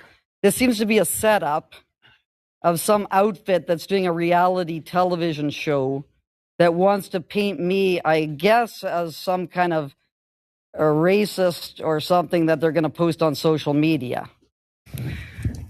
What's your name, sir? Mike Smith. Mike Smith? Yeah, I think obviously that's not his name. We've already established what his name is. Yeah, you got it exactly right. You've defined it precise. Well, I wouldn't say exactly right. This is. And remember, not very elbows up, having an American come down to try and humiliate a Canadian citizen, and not a powerful Canadian citizen, not a politician, not Mark Carney. A professor who was wrongfully fired, by the way, for telling the truth. Social experiment. Okay. And it's on video. And I'm on video too. So we're on video together. Yeah, we're on video together. Yep. So I think that you figured it out, and now we can wrap it up. Okay, but am I the target? Or you got other people, or are you just focusing on me? No, you're not a target. No. You're participating. Okay. What am I participating in? This social experiment. Okay, what is the social experiment? You just experienced it. You could tell me. You wanted to get me Francis Widdowson, who is a known controversial figure. You wanted to get me to talk about my views in a candid way, which I told everything truthful. You brought two who are these Aboriginal? Were they Aboriginal? First of all, we don't know. I've met people who are Japanese, and I thought. So we don't need to watch this whole thing, but let's just. I think she handles herself very well here, and let's not forget CBC gave the money. CBC provided money to pay an American to come to Canada to try and humiliate a Canadian citizen for accurately describing reality. Just think about that. Really, the crime is that every time somebody confronts reality on its own terms, it's an embarrassment to the CBC because they are complicit in the fraud, the actual fraud. Dallas Brody, also 1BC Party, Canada, 1BC Party, British Columbia. Forge Media also approached me about doing an interview. They said they were subcontracted by the CBC. We smelled a rat right away, so we asked some follow-up questions about what other documentaries they had done, and when they failed to answer sufficiently, we refused the interview. The CBC. I mean, this should be a scandal. Heads should roll. People should be fired. Here's Melissa Lantzman, a conservative MP, saying, Mark Miller has some questions to answer. Here's the story. CBC is using your tax dollars to smear the very country it was built to serve, running deceptive sting operations. Fake documentaries, hidden agendas, entrapping ordinary Canadians, and spending your tax dollars lavishly doing it. History erasing ideologies who spare no expense. History erasing ideologues who spare no expense. And she's responding to this post from Lindsay Shepherd. Now, at this point, I would say that the CBC is beyond redemption. So it has to be defunded and dismantled. She says, I found out recently I was deceived by social activists in an elaborate scheme dating back to January. A production group with what I now know has a fake name and fake identities gave me a friendly interview about my book, A Day with Sir John A., A Day with Sir John A., and about Sir John A. Macdonald back in February. They connected me with a fake company called Heritage Figures Canada with a fake website and hired me to perform consulting work for them. We had what I now know were fake meetings, fake documents, fake commercial shoot, fake prototype of a Sir John A. collectible. Then, in a second filmed interview last week, they turned on me, and it was revealed to have all been a setup in order to demonize Sir John A. Macdonald and smear me. Again, the CBC, taxpayer-funded, hiring Americans to come to Canada to demonize Canadians and Sir John A. Macdonald. Defund now. And heads need to roll. People need to be fired. Of course, they won't be, because it's Canada, right? Liberals run everything. They like it. They like this stuff. Let's see. Catherine Wolfgang. She, her. Of course, she's got her pronouns in there. Director of PR at the CBC. Hi, Lindsay. We can confirm that this project is in early production for CBC Entertainment and APTN. No details pertaining to exhibition are confirmed at this time. Please contact the independent producers with any further questions. That ain't gonna do it, Catherine. That ain't gonna do it. People need to be fired for this immediately. And again, at the first possible moment, CBC needs to be defunded, completely defunded. If they can make it on their own, best of luck to them. But not with Canadian taxpayer dollars. Absolutely not. I mean, this is unforgivable. unforgivable. Unforgivable what they've done. Aaron Gunn, he is a conservative MP in British Columbia. He's also a documentary filmmaker himself. He made documentaries on the devastation of leftist policies in Vancouver regarding drugs. But he makes good documentaries. That's the difference. He says, I always thought the role of media was to hold the powerful accountable and to unapologetically seek the truth. Apparently, the CBC views it as trying to deceive and trick individual citizens and opposition members of parliament into bizarre and intentional traps, because they tried to trick him as well. It's something you would expect from a university fraternity, not a taxpayer-funded broadcaster. I want answers. Why is the taxpayer-funded broadcaster contacting Canadians and a member of parliament in disguise, and using Americans, by the way, and trying to trick us into participating in a twisted social experiment in partnership with American leftists like Igor Vamos?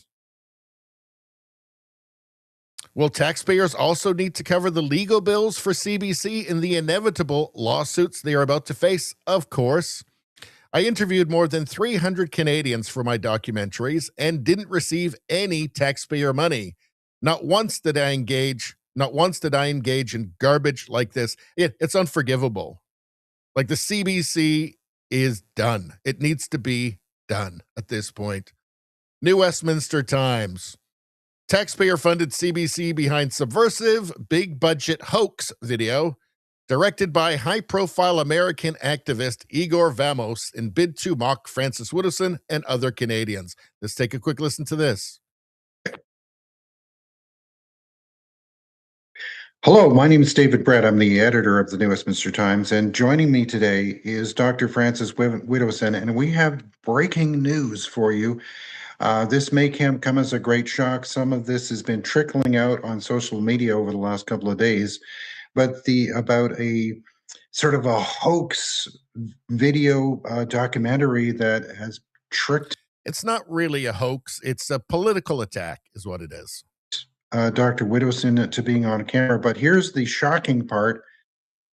It's all coming to you by way of your tax dollars through the Canadian Broadcasting Corporation. Yeah, that's right. The CBC is involved.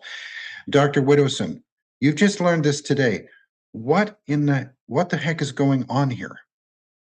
I'm shocked. I thought that the CBC might be involved, but I thought they would have had more sense, like to set up a bunch of layers so it would be hard to have a direct kind of line between their action and what happened last Monday, May 4th. But Lindsay Shepherd, who was also set up as well as Jerry, who wrote the book Sleepwalking. They were both set up the same day, and Lindsay just asked them straight up, "Were you behind this?" And the director of PR, sent her back an email saying yes, they were in preliminary production with. Yeah, it's absolutely unbelievable. I mean, it really is unbelievable. Like, I find it actually surreal that they would think that this would be okay. This would be fine to do.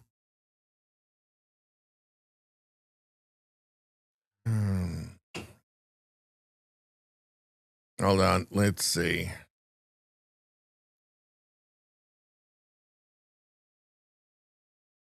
So how did the CBC themselves? I watched this segment, and yeah, it's about what you'd think, actually.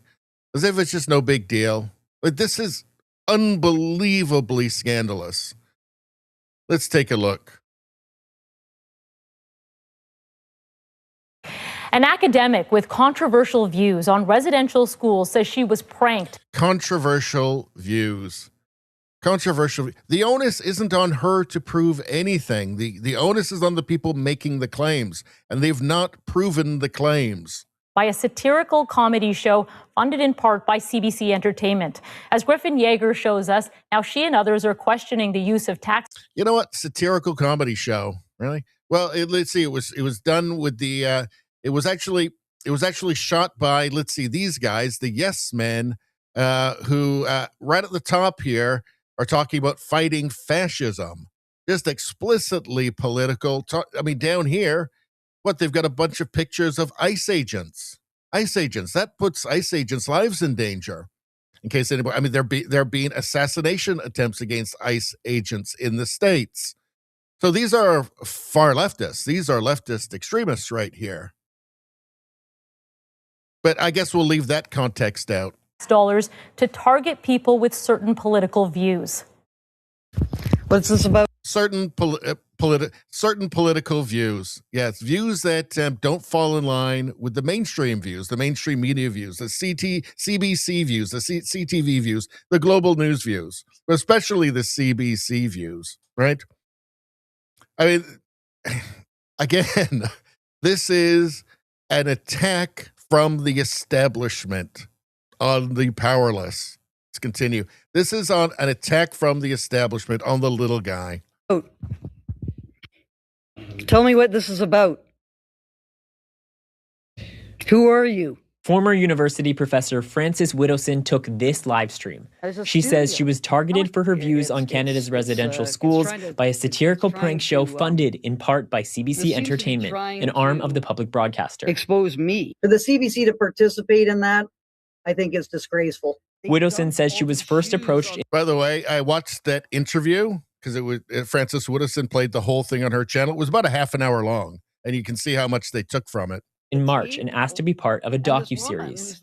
It just seemed like a wonderful opportunity to go into many of the concerns that I have about the academic settings these days. Widdowson's been vocal about her questioning of unmarked graves found at a residential school in Kamloops, BC, and was fired in 2021 from Mount Royal University. She says after about half an hour, two men walked in and dumped a whole bunch of children's shoes on the coffee table in front of me. Others on social media also say they've been approached or deceived with similar offers traced to the same production. CBC's head of public affairs confirmed that the show is in early production for CBC Entertainment and APTN, clarifying in a statement that CBC News and APTN News have no involvement in this production, and that satirical prank shows are a long-established television format used by broadcasters.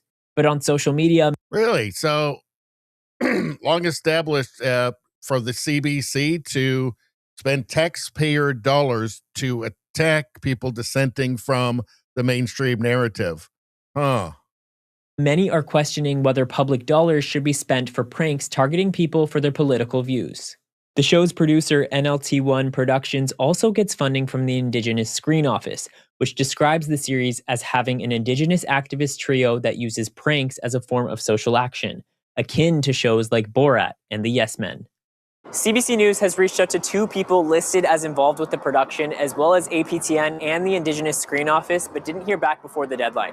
CBC's head of public affairs added that the show is still in production and it's premature to comment on it. Griffin Yeager, CBC News, Toronto. Oh, so no big deal. This is unbelievably scandalous. I mean, this is disgraceful. I mean, this is like, this is what something you'd see from like a state broadcaster in a banana republic. I mean, this is unbelievably corrupt. Again, people need to be fired, and the CBC now at this point, I don't care what they do after this, they need to be defunded. There is no coming back from this. No coming back.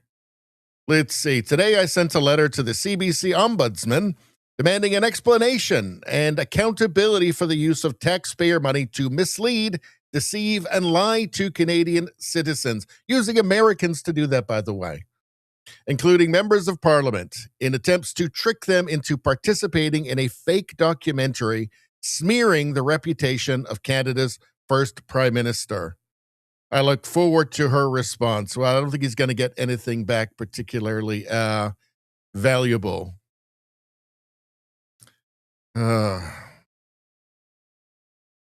Earlier this week, it was revealed, this is in his letter, earlier this week, it was revealed that a production funded by the CBC used fictitious production companies, aliases, and outright lies about the substance of interviews in an effort to attack authors, academics, and members of parliament who have pushed back on the demonization of our first Prime Minister, Sir John A. Macdonald.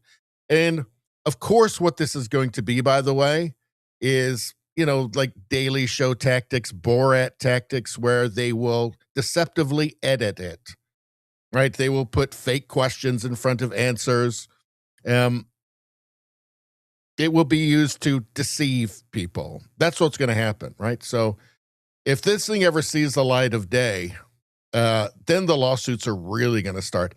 It will be incredibly disgraceful and shameful of the CBC. If this thing ever sees the light of day, it should not now. They should have more sense than to ever put this thing out. But they probably will, because they're so arrogant. Jonathan K. posted this, that CBC-funded prank didn't just target pundits. In Quillette, I report on their efforts to mock a humble 82-year-old Brockville granddad who enjoys 19th century historical reenactments. Producers repeatedly lied to him for months, then exploited his trust. These scumbags. Again, it's just disgraceful. Prank. Wow.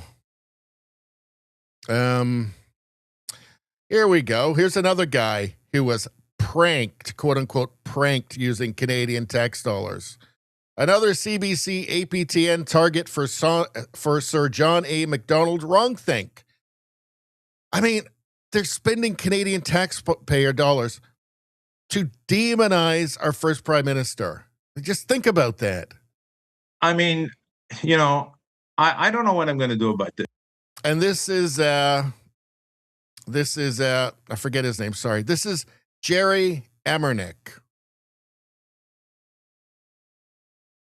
Yet, but I can tell you that everything is on the table here. If they're making Frances, and Frances is used to this. She's been, crucified. God, what's happened to her? It's ridiculous. So I'm kind of new to this. So if they're going to make me out to be some kind of, I don't know. I've never been called controversial in my life, but there's no reason why anybody should call me controversial, because I'm just looking at history and writing about historical truths and looking at historical figures who are important to Canadian history who have been canceled unfairly. That's what my book is about. I've written for you guys, and that's what I write about. But if they're going to depict me in some different way and put other words in my life and misconstrue things and everything else, then I've got a pretty big concern about that. And if the state public broadcaster CBC is involved in this in any way, it does not look good for the CBC. Jerry, you're being very nice about this. I think, can I ask you, has CBC News ever interviewed you? Have they ever interviewed you about history? Have you ever been on the show? Have you ever been on the I don't broadcast? think so. So what I'm interested in, and you could tell me if I'm onto something here, is that I just find it interesting that whether they find folks like you controversial or not, the places they choose to engage with you, often for the first time, is on a joke show where they're trying to portray you basically, and forgive me for the words, but this is basically what they're trying to do, as clowns. They're trying to portray critics around these narratives as clown, rather than, as you see on other shows, like, and it's often in other countries, having like a heated debate, challenging what you have to say if they believe it's false or there's reasons wrong with it. Am I onto something here in that it seems strange in that the first time you're getting a call from the CBC, it's like fake CBC, and it's on this weird fake entertainment program? Okay, as far as I knew, I wasn't being contacted by the CBC. I was being contacted by producers that were doing a production that was later going to be aired on the CBC. I think the level of deception, it's incredible. And yeah, obviously the CBC is not going to have them on to hash out the facts. They're not interested in that. They're interested in narratives, pushing narratives, first and foremost of keeping the liberals in power, but they're also all lefties. They're all radical progressives. It appears. They're not interested in having debates with people like him. They're interested in using their power to try to humiliate him, to intimidate other people from confronting reality on its own terms. Right? They're interested in that. Again, this should be the scandal of all scandals for the CBC, but it'll be swept under the rug, right? I'm looking forward to the lawsuits personally, but yeah, this is beyond disgraceful. All right, let's get rid of these tabs. What are we, 2 hours in? All right, I told you this was going to be a long one. All right. What are you guys saying? What are you scoundrels talking about? Hold on, let's got to check something real quick. Did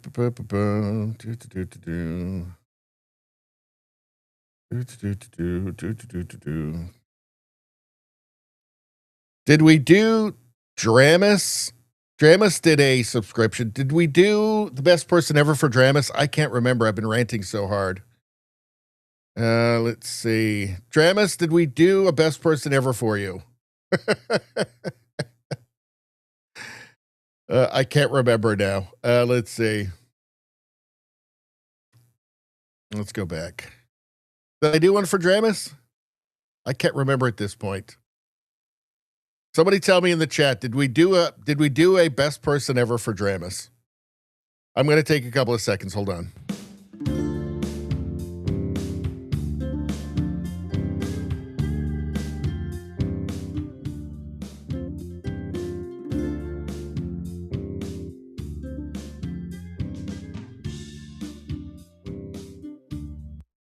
All right, Dramus says yes. Awesome. I'm glad that we did. Okay, good. Because I don't like to miss those, because it's a very important ritual on this channel.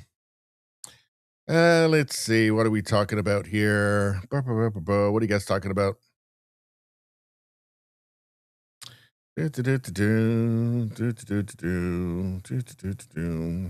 Rosie says definite power ad raid. I did not hear Kami hate though. Well, I know. My apologies to everybody. 9.1 out of 10. Hey, that's still the best you can get out of 10.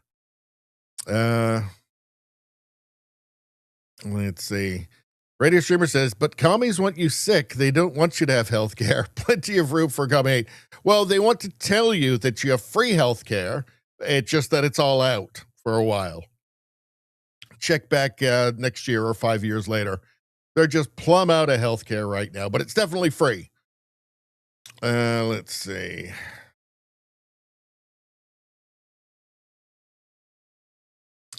Ringus says, I hope JD Vance becomes the next president. I think he'd be a fine president. I think Marco Rubio also. Let's see. No, stop it, you guys. Stop. We're not talking about the U word. Let's see.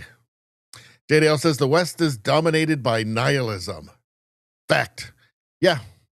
And it doesn't work very well for running civilizations. That's a good point. Hold on. That's a good point there. All right. Okay, I'm going to skip down to the end of the chat here because we got too much going on. Now you're talking about boiling pasta again? What the heck? Still talking about pasta? What the heck? God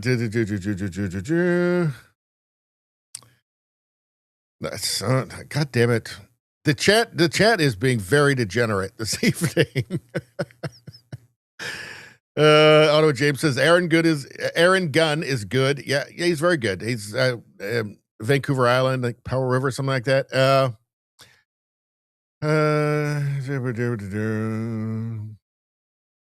Ottawa James says David Cochran was laughing like conservatives have no sense of humor. Did any of that sound funny to you? To anybody? It's obviously that's just a cover. No, this was about vengeance. This is about revenge. It's about hatred, really. It's the real hate, isn't it? Izzy says, how you doing, Izzy? Nothing says ethics in journalism like the CBC, Commie Broadcast Company, or maybe China Broadcast Company.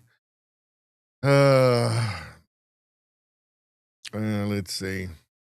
JJ Nevada says, I think the CBC needs an update now. That's right. Now, let's see.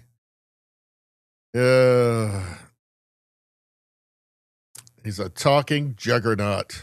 Richie's rants are the best, LOL. Oh, that's true. That's very true. Wise words. Both Vance and Rubio are obviously the front runners. They're both very good. I think Rubio is very impressive, but I also think Vance is very impressive too. Here's the thing people have to understand as well, is that Trump is unique. There will never be another Trump. There's never been another Trump. There'll never be another Trump after him. Literally anybody who comes after Trump will be smaller than Trump, right? Will seem more whatever they want. Like if they say statesman, like whatever, it doesn't really matter. Serious, whatever, predictable, what, like pretty much anybody will seem that. I'm not saying nobody will be as good as Trump. I don't think. I know he's getting a lot of heat right now, but what he's done has actually been amazing, and he has fulfilled the most important promise that he made to the American people, which was to shut down the border. And he's done an enormous amount of other things as well. I think a lot of people are way too quick to jump on him. I mean, the guy's, I think it just goes without question at this point. The man's been incredibly successful in everything. I think people writing him off or saying that he's, wait, just wait.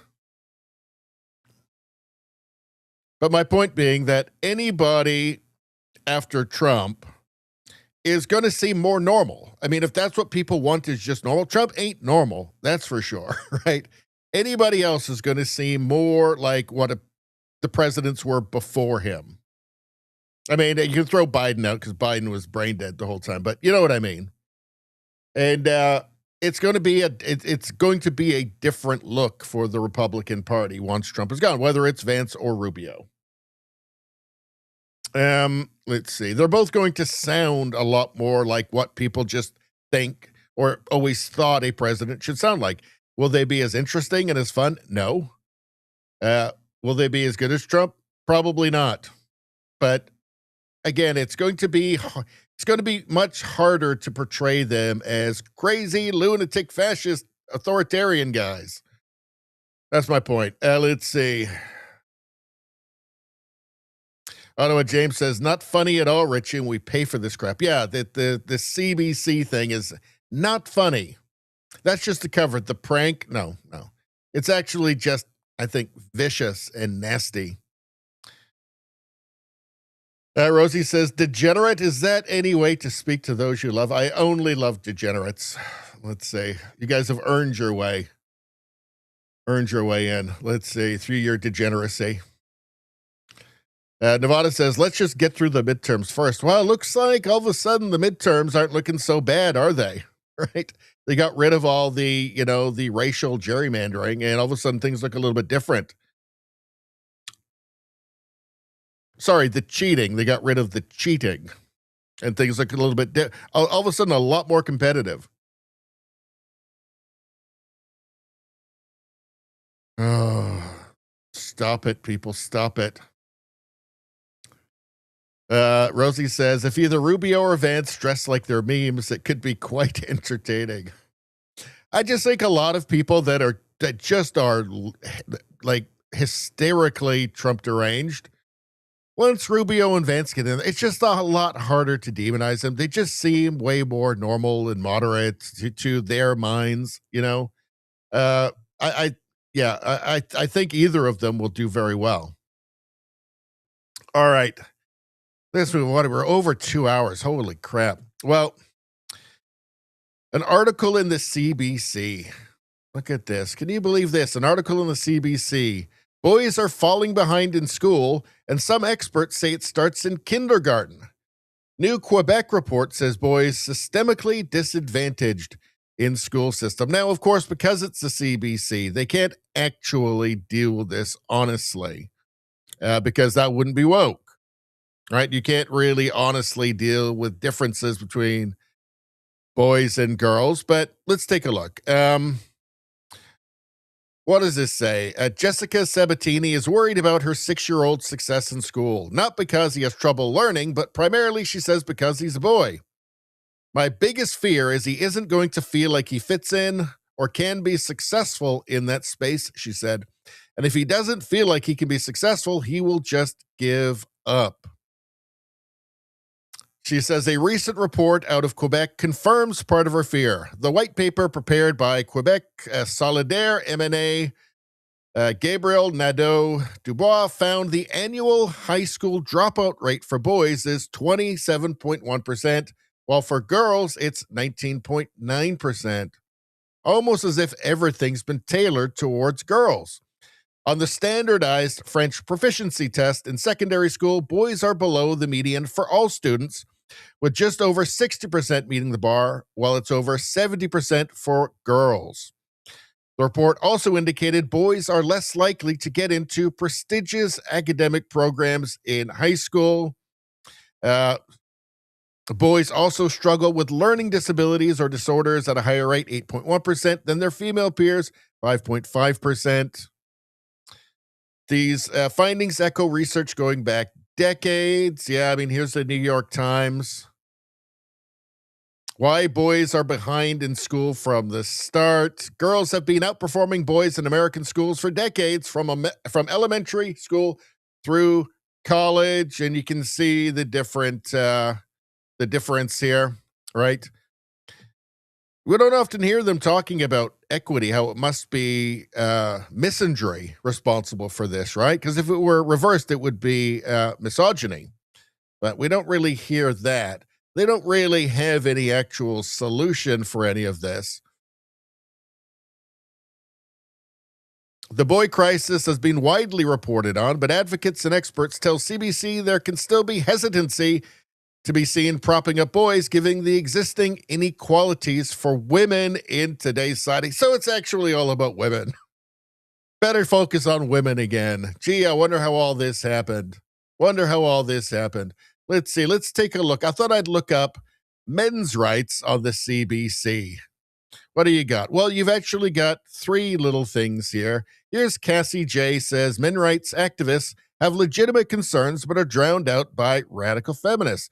Back in 2022, they've got two with Cassie J here. And good. Okay, that's good. Here you've got Calgary professor weighs in on red pill meme controversy. I don't think she's going to like it. When you click on this, there's nothing there anymore anyway. So not a great deal here. You should go down. Let's see. Here's one about offensive undershirt descriptions. Despite a ruling by Ad Standards Canada that the term wife beater used to describe a type of men's undershirt. So this is, this is when you look up men's rights. Controversial dating app for women was hacked. Men's rights lawyer being investigated in attack on U.S. judge's family. Let's see. Women's sports funding. Toronto restaurant violated Muslim men's human rights. Well, they're concerned when it's a Muslim man, I guess. As you can see here, that's what you get for men's rights. They haven't shown a great deal of concern. Women's rights. Let's see. Egyptian election and women's rights. Women's rights threatened in Afghanistan. Well, this is from 2023. They probably wouldn't run that story now. Are women's rights under threat? There's Trump. Threatening right there. You can see right there. He's threatening women's rights. Women's rights are standing right over here, just off the screen, just out of the frame there. He's threatening them right now. Let's see. Women's Health Services, International Women's Day. Finally, a woman on Canada's Supreme Court. Sexy outfits for female staff may be discriminatory. And just infinity that. So I wonder if it's just been an obsession with women and girls, in the Canadian culture, in the Canadian media. I wonder if that has anything to do with it. Why this has been allowed to persist and nobody's done anything about it. Nobody really has any solutions, because that would be, I guess, misogynistic or patriarchal or something like that. What's going on here? Despite some gains over the years, women remain in fewer management roles. Like, this is supposed to be an article about, what's it supposed to be about? About boys are falling behind in school. Jeez, I wonder what's going on. I wonder if there's any kind of, discrepancy in priorities. They can't even do an article about this without saying it's all It's women most affected. Defund immediately. Defund the CBC. All right, let's get rid of these tabs, shall we? Defund. All right, let's go back to the chat. What's going on now? What the hell is going on? I don't even want to see what you guys are typing. It's horrifying. Just horrifying. All right, now what's going on? A radio streamer, it can't have anything to do with being told you're the problem all the time for 10 years, their whole life. Yeah. As he says, boys are falling behind, girls most affected. Exactly. Nevada says it's time for a refill in some pie. I might need to do a refill because we still got plenty to do, and we're already 2 hours and 60 minutes in. This might be one of those old school, really long streams, like 4 hours or something. Let's see. Izzy says the patriarchy hurts me too. If we have a patriarchy in Canada, we need a new one because it ain't doing its job. We got the worst patriarchy imaginable. Terrible patriarchy. We need to start from scratch. Like about the 5th century, let's say. Rosie says, having homeschooled boys for numerous years, in my opinion, all children should be provided homeschool until grades 5 or 6 with mandatory reading co-op beginnings at age 1.5. I'm with you. I think that's cool.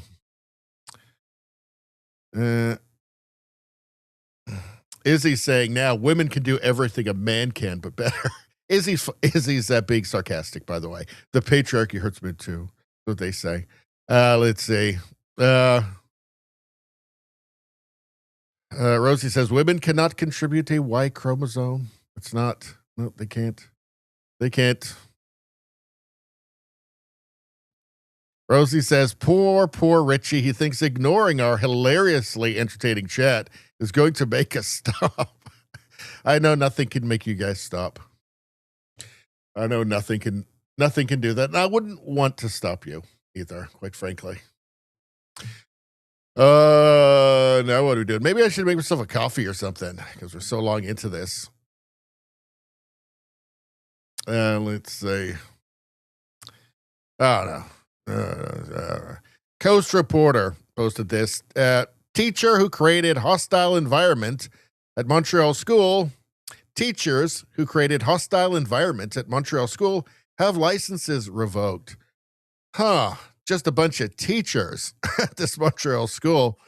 Let's see. I guess there's nothing that kind of distinguishes them in any way. Quebec's education department has revoked the teaching licenses for all 11 staff members accused of creating a toxic climate at a Montreal elementary school in a scandal that led the province to strengthen its secularism rules. So religious.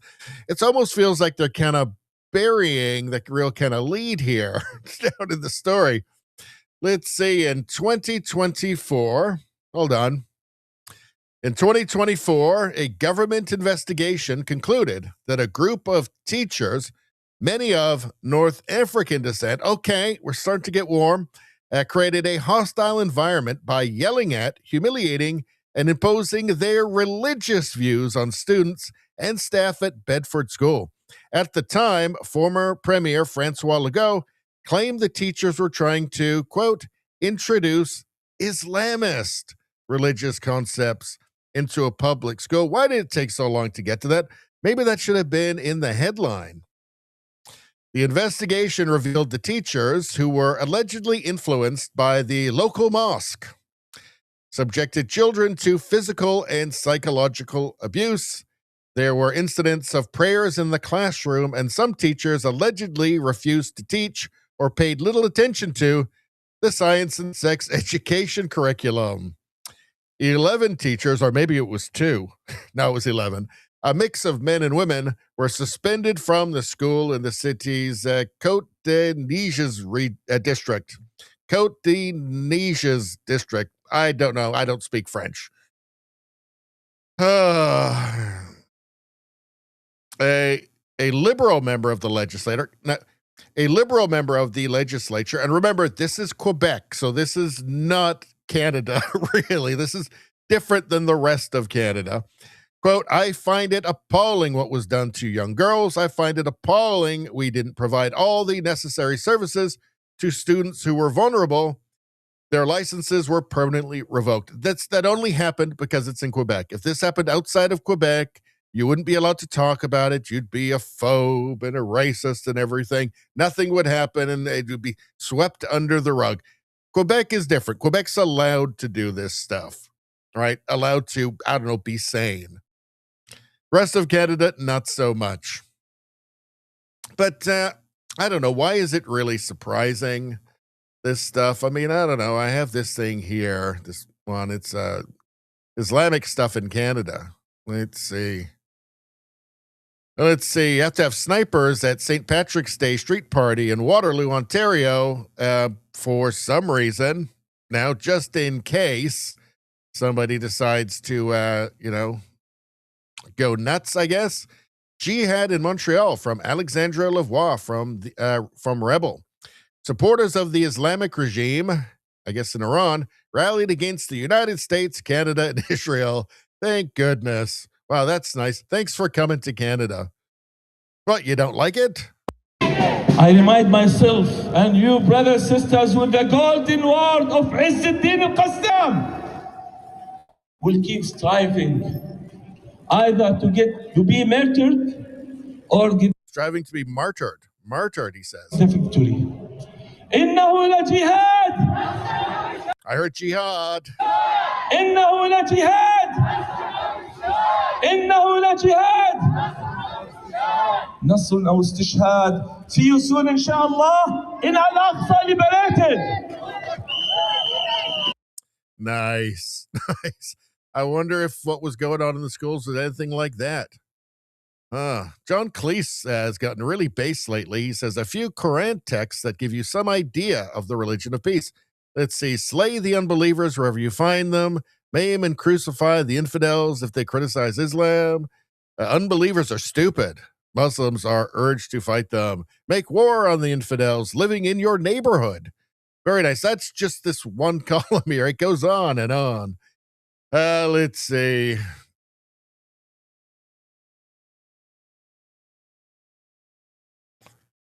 Oh, we're doing fun things like this. Canadian taxpayers' new $1.2 million Muslim youth gang prevention program will be used to teach kids how to learn Arabic and be more Muslim instead of being Canadian.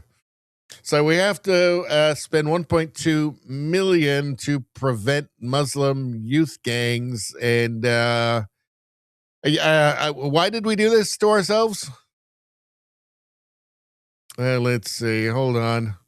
Oh, this is a nice one here. Death to Canada. Death to Canada. This person sounds perfectly deranged. Death to Canada! Death to the United States! And death to Israel! You can see they're wearing their keffiyehs there. Death to the United States, they say. Maybe they need to take a couple of $1 million to start, I don't know, a youth club for her so that she'll stop wanting death to Canada. We are Hezbollah and we are Hamas! Those are terrorist organizations, huh? Israel, burn, burn! Palestinians will return! Yeah, there you go.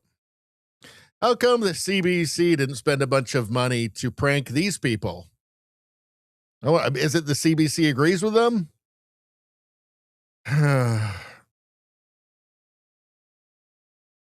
Want to know how broken Canada is? This is from Toronto Crime Watch. Waleed Khan, 26 of Toronto, who is now charged with terrorism offenses, was arrested in August 2025 after trying to kidnap teenage girls at gunpoint. Police found 2 loaded prohibited firearms, an AR-15 rifle capable of automatic fire, and a pistol, both equipped with prohibited high-capacity magazines, along with over 110 rounds of ammunition. He was on probation at the time of arrest for prior violent offenses and prohibited from possessing firearms. A judge still released him on bail with an ankle monitor. Judges give migrants or immigrants lesser sentences so it won't affect their immigration status. That's real in Canada. Today it was revealed he had links to ISIS. They were targeting teenage Jewish girls, and he is being charged with terrorism offensive. He's probably back out in the street already. Let's see, or teaching at a school, I guess. All right, so anyway, none of this should be surprising. This shouldn't be surprising, and there is really a reason to keep the lead out of the headline here. There's no reason to keep the most important detail out of the headline here, but such is Canada. Suicidal. This is Gad said suicidal empathy writ large over an entire country. So yeah. All right. What's going on?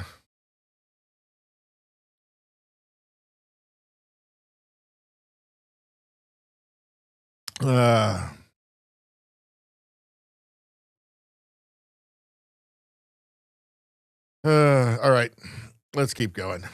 Do I need to take a break for a couple of minutes at some point? Do I need more coffee? We still got lots to go. I think we do. Hold on, let's get rid of these two. What do we got here?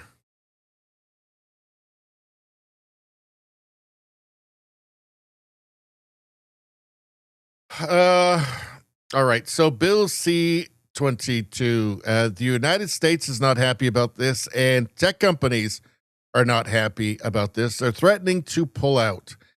So what is Bill C-22 first? We'll just go through it in some of the ways that it is Orwellian.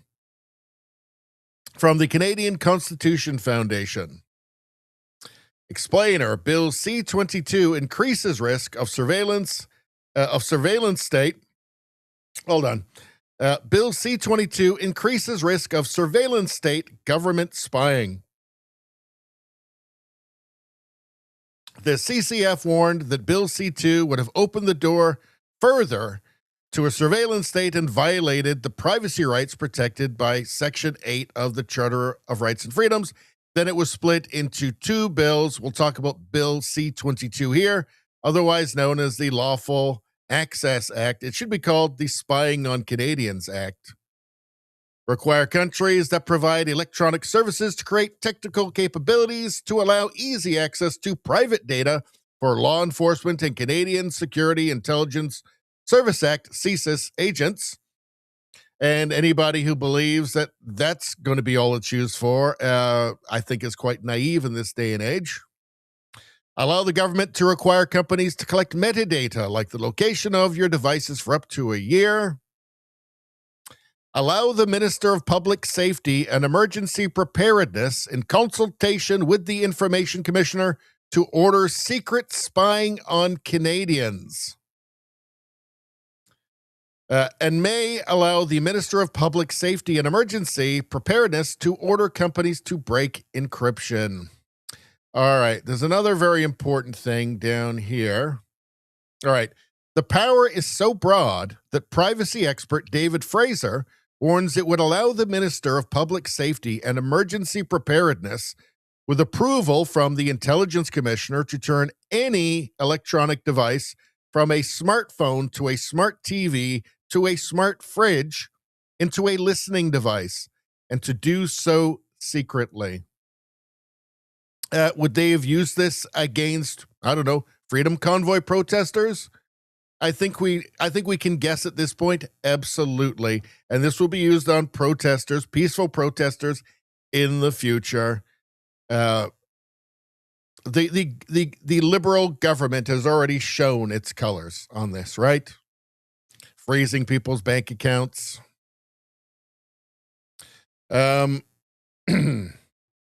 So let's go here. So this is becoming a larger problem because it's so dystopian, right? Table salt. posted this. Major breaking. This has exploded open. A new full list of tech companies speaking out against Carney's bill, C-22, with many threatening to exit Canada entirely. Some are Canadian companies.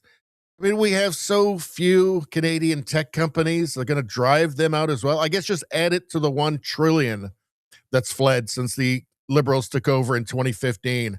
Meta, of course, you can't get Canadian news on Meta anymore already because of the Online News Act, a Trudeau bill, which, by the way, everything Trudeau did from 2020 onwards, that was just Carney. Like Carney was advising Trudeau from 2020 on. You read Mark Carney's book, you go, oh, I see. That's why Trudeau did all those terrible things. In any case, Meta is warning it could face backdoors and spyware installation. Look, Meta already, you can't get Canadian news on it. This will just, I guess what this might do is just make it so you can't have Meta at all. No Facebook, no Instagram. Apple publicly warned the bill could force encryption.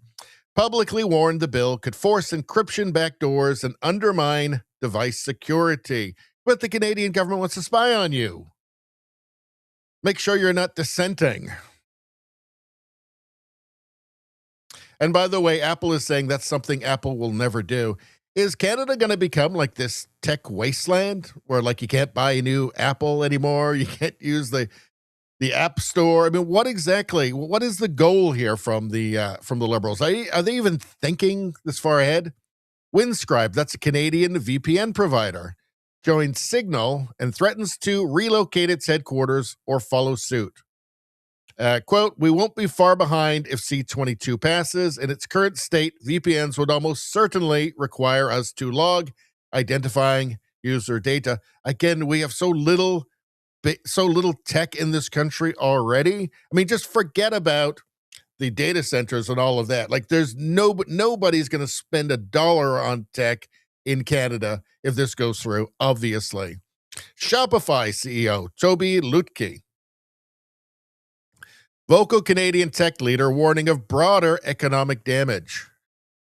Quote, C-22 is looking like a huge mistake. It worries me a great deal. There is so much nonsense in there that it may well end up dealing a death blow to Canadian tech viability. Why is nobody thinking about this? Signal, rather pull out of Canada than compromise end-to-end encryption. NordVPN, remove our presence from Canadian jurisdiction before complying. The chair of the U.S. House Judiciary Committee and chair of the House Foreign Affairs Committee are now also investigating. They hate all of and that's bipartisan in the States. They hate all of the online legislation from the Liberals. The Online News Act, the Online Streaming Act, all the attempts to basically extort money from the tech companies. They hate it all. It's just total madness. I mean, and I want to show you something.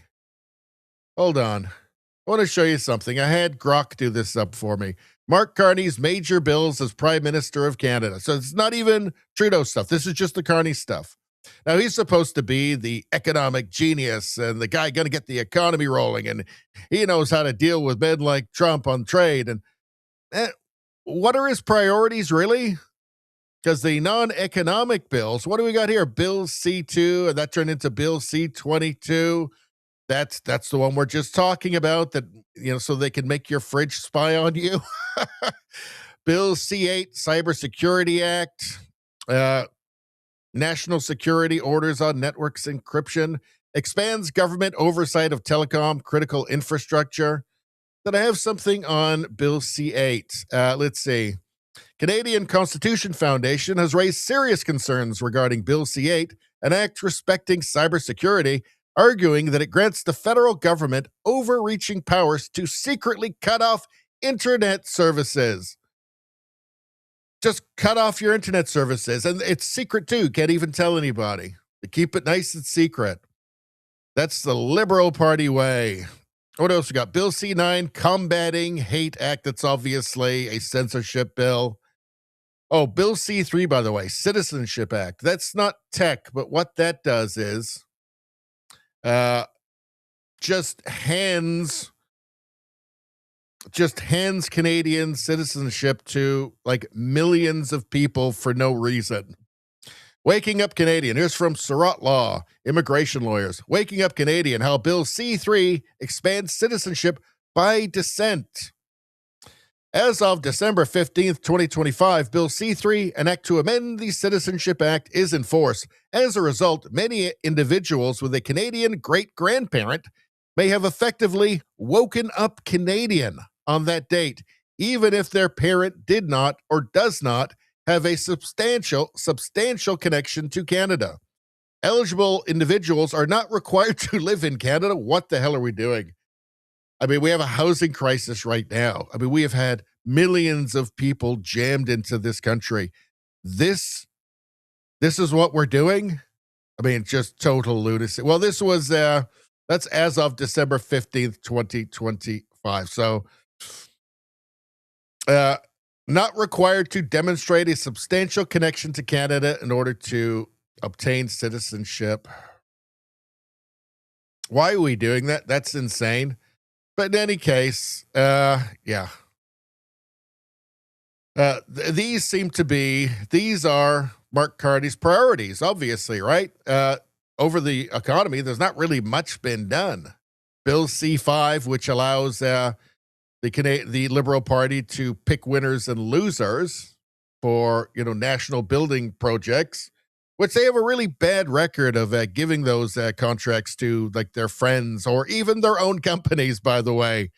Budget implementation acts. I mean, that's nothing. That's just kind of normal stuff. Bill C4, making life more affordable for Canadians. So just printing money and giving it to people to try and mask the effects of liberal policies, other economic initiatives by Canadian policies. They seem to be spending an inordinate amount of time just trying to surveil and censor Canadians.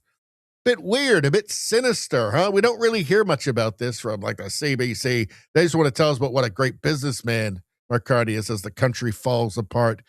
And he keeps making, he keeps throwing out MOUs as distractions while nothing gets done.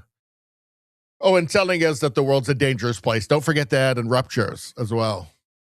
So, yeah. All right. So there you have it. There you have it. So again, another terrible idea, Bill C-22, another terrible idea that can do nothing but hurt the country.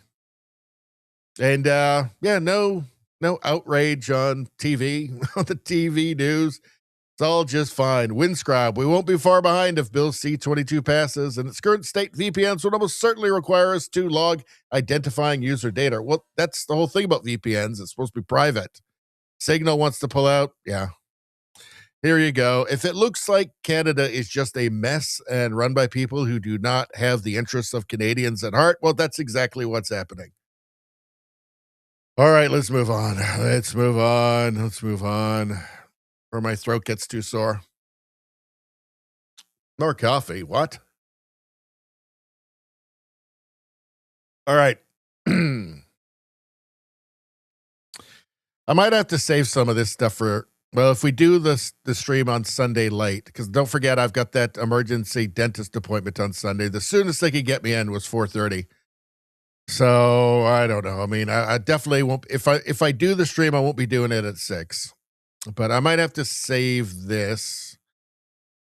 All right. Pierre Poilievre posted this. He said, here is how you get something built fast to respond to a crisis. So what he's doing, he's contrasting this with what Carney is doing and the never-ending MOUs that have poison pills in them. And the constant just kind of distractions. Well, nothing actually gets done. Where the priority is obviously more on net zero finance in the form of carbon capture and carbon taxes, that sort of thing, carbon credits, over just actually getting projects done. So Pierre Poilievre posted this. February 2022, Germany decides it needs to break its dependence on Russia for gas. April 2022, 60 days later, the German government permits a brand new import terminal and pipeline. December 2022, project complete, gas flowing. They told Pierre Poilievre how they did it. So this is very quickly. This is in the same year. Wow. I don't think we're going to see anything like this from Carney. The war breaks out in February of 2022. You conceive of the idea of finding a new source of natural gas so that you don't have to rely on the Russians. And in 194 days, you approve the permits, build an import terminal, build a pipeline. The pipeline was completed in that same time period and laid in the ground. Unbelievable. What was the secret to getting this all done in such a short period of time?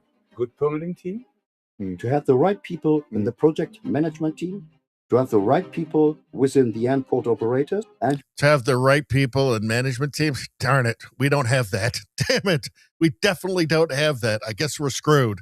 To have the politicos. But it goes only if you can trust each other, knowing what you're doing, and you have the elite that can make decisions. And that's why it was successful. That email there, that is... Wait a second. He didn't say anything about carbon capture and carbon taxes.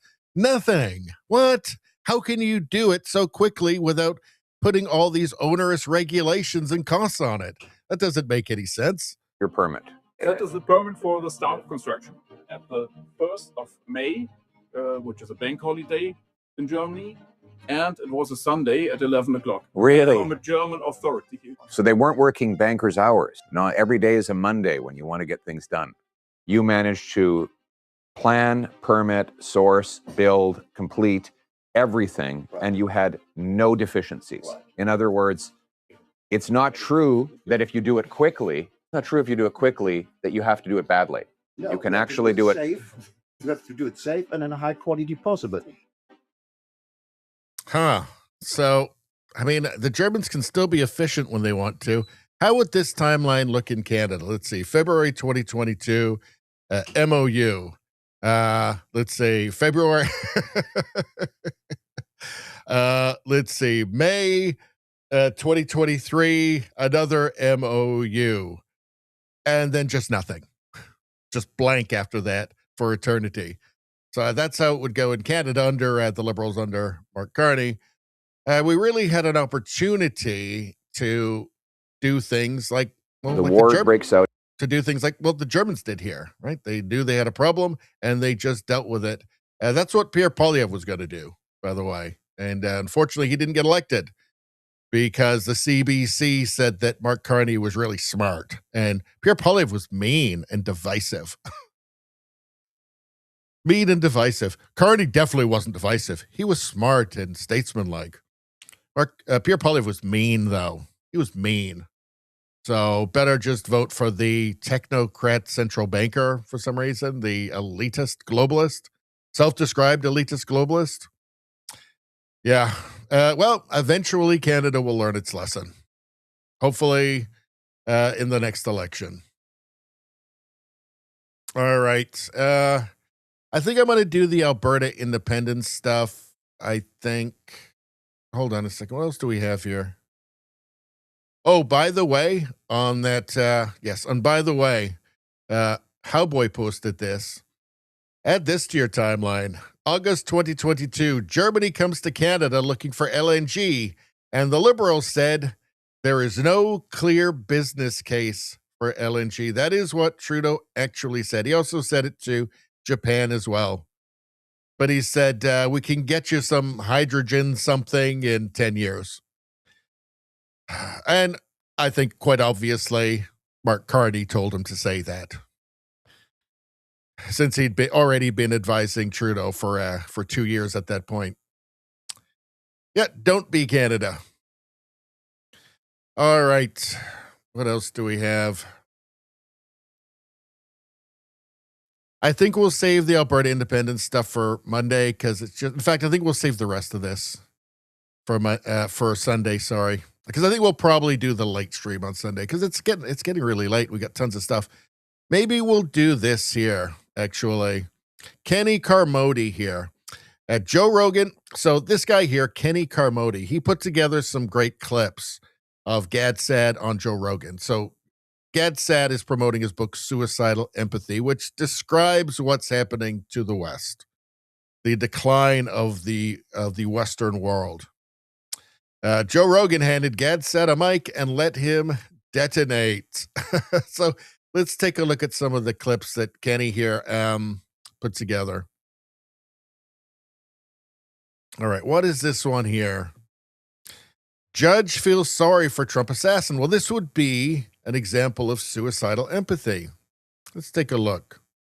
Did you hear about the one where the guy who tried to assassinate President Trump? Oh, yeah. The judge then went and said, I am so sorry that, you're not being treated nicely. You have a room without a window. This is just, it's mean. Oh, see, I don't think that that's suicidal empathy at all. I think that's signaling. I think that's signaling that he wishes that man was successful and that he supports his endeavor. Fair enough. Did you hear about the one? But it's to satisfy the suicidal empathy of the people that they're signaling to, right? Let's see.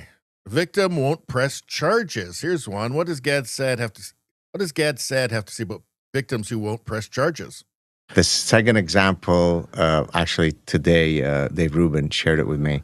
It was the one where a felon of color who had just been released ended up pushing, right? And the previous person that he had been entangled with didn't want to, press charges because she didn't want another black man to be in prison. Oh, boy. So, boy. So I hope to get into the book in a second, but the second example. My God, I saw that story actually. And how do you even live with yourself after that? Like it's her fault somebody else got killed because of her stupid suicidal empathy. Let's see. Wood cricket parasite. What's this one? Let's take a look. To hijack your cognitive system, your ability to think rationally, and hence there were all these parasitic ideas that destroyed your capacity to think. Mm-hmm. But for me to completely zombify you and hijack you, I also need to zombify your affective system. That's where suicidal empathy comes in. So if I can hijack both your cognitive and emotional systems, you become a wood cricket, which we could talk about what that reference is if you want. What's a wood cricket? So the wood cricket is an insect that abhors water. It wants nothing to do with water. But when it is parasitized by a neuroparasite called the hairworm. Oh, I've seen this. Right? The hairworm needs the wood cricket to happily and merrily commit suicide by jumping into the water, because that's the only way that the hairworm can complete its reproductive cycle. So once the hairworm hijacks the wood cricket's ability to think and to invoke its survival instinct, it erases its survival instinct, then it is owned by the hairworm. And so I use that principle to explain suicidal empathy. Yeah, we've actually shown videos of that. It's very strange. It's amazing. The cricket really commits suicide. It jumps in the water, drowns, and the worm wiggles out of its body. Exactly. And that's how it's born. Exactly. Yeah, that pretty much explains what's happening to Western civilization, right? We're dealing with a bunch of wood crickets that have been parasitized. And are no longer acting rationally and don't care about reality and don't care about truth, right? It is like they have no free will or agency any longer, doesn't it? Let's see. All right, let's go to another one. Hold on. Which one is this one? Oh, God. Cultural relativism equals parasitic idea. Give me 1 second, you guys. Hold on.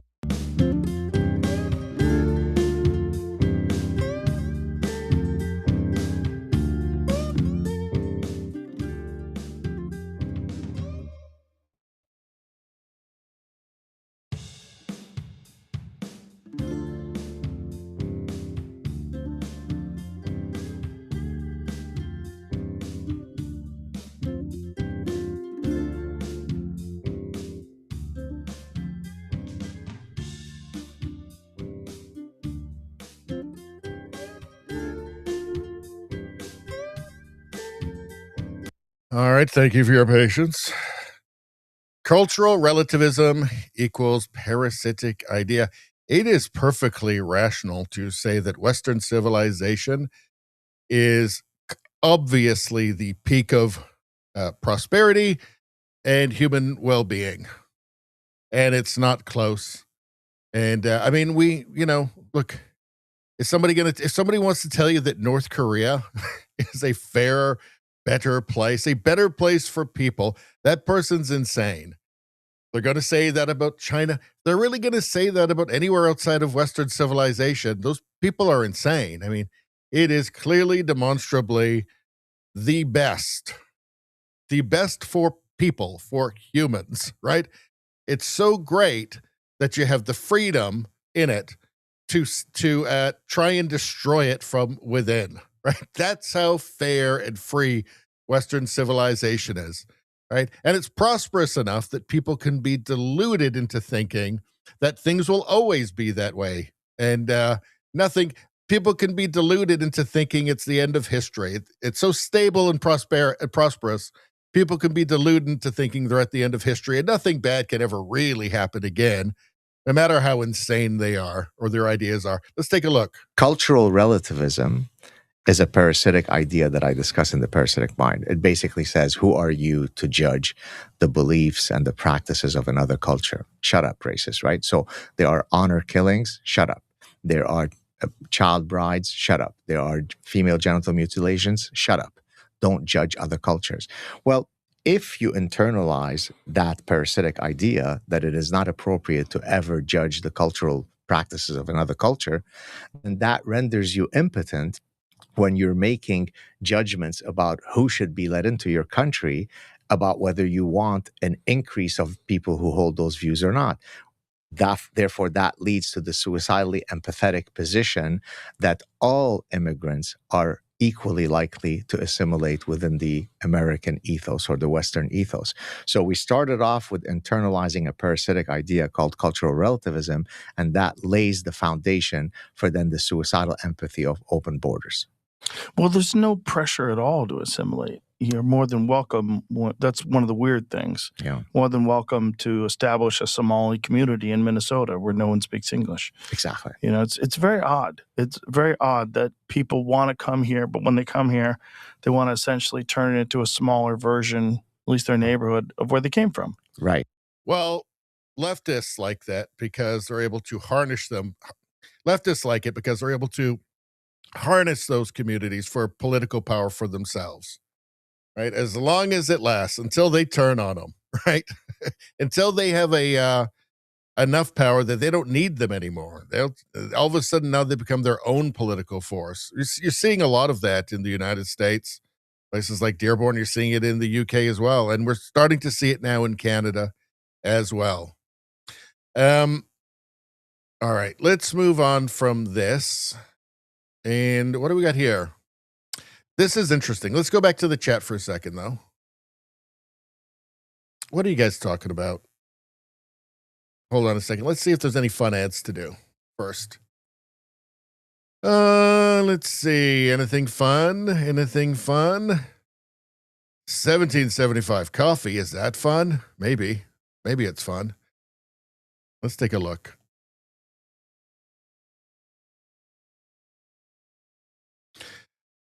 All right, people. You tell me you still haven't tried 1775 coffee? Well, guess what? Now's your shot. The 1775 starter kit just dropped. There's only 1,000 units, folks. That is exclusive. You're getting the bold dark roast that hits hard, the smooth medium roast, and the Vitality mushroom coffee for clean energy and laser focus. Guess what? No crash, no communism. All single origin, small batch, and toxin free. And that's the best kind, by the way, toxin free and mold free. I spoke too soon. Toxin free and mold free is the best kind. Plus, you're also getting a gold spoon clip because freedom isn't scooped with plastic. What are you, some kind of dingbat? A frother strong enough to stir up your coffee and your mother-in-law's opinions. I hope she's not some kind of commie hag. And a black 1775 tumbler. That's $170 worth of coffee and gear. Yours for only $99. Folks, that's under $100. This is for the ones who've been watching 1775 blow up on Rumble, wondering if it's actually worth it. Well, guess what? It is. Go to 1775coffee.com. That's 1775coffee.com. That's 1775coffee.com. And then /studio and grab your starter kit before they're gone. You don't want to be sad. Bold beans, clean fuel, and a morning routine that stands for something. Is it anti-communism on Radio Baloney? It is. Just like Rumble does.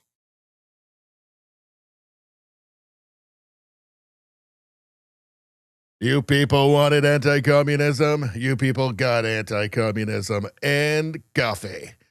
That's a nice combo.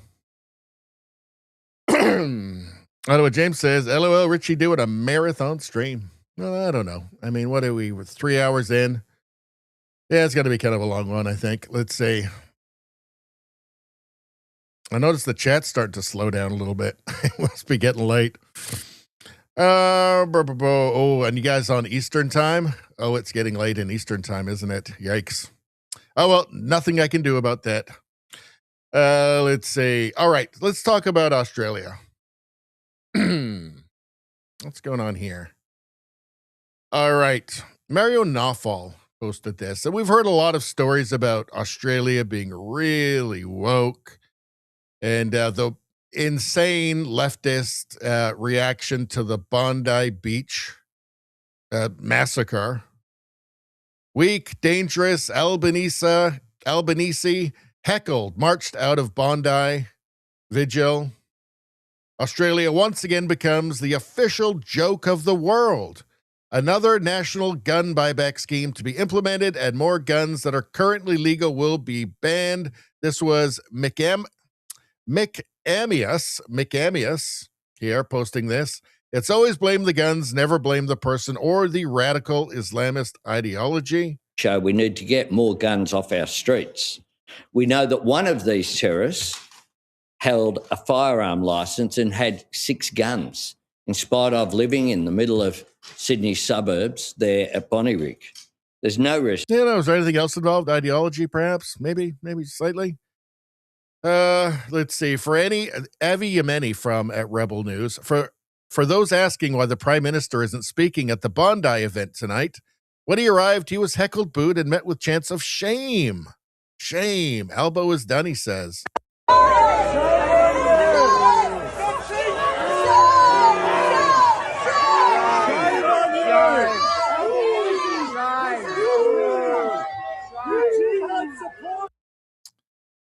Unbelievable.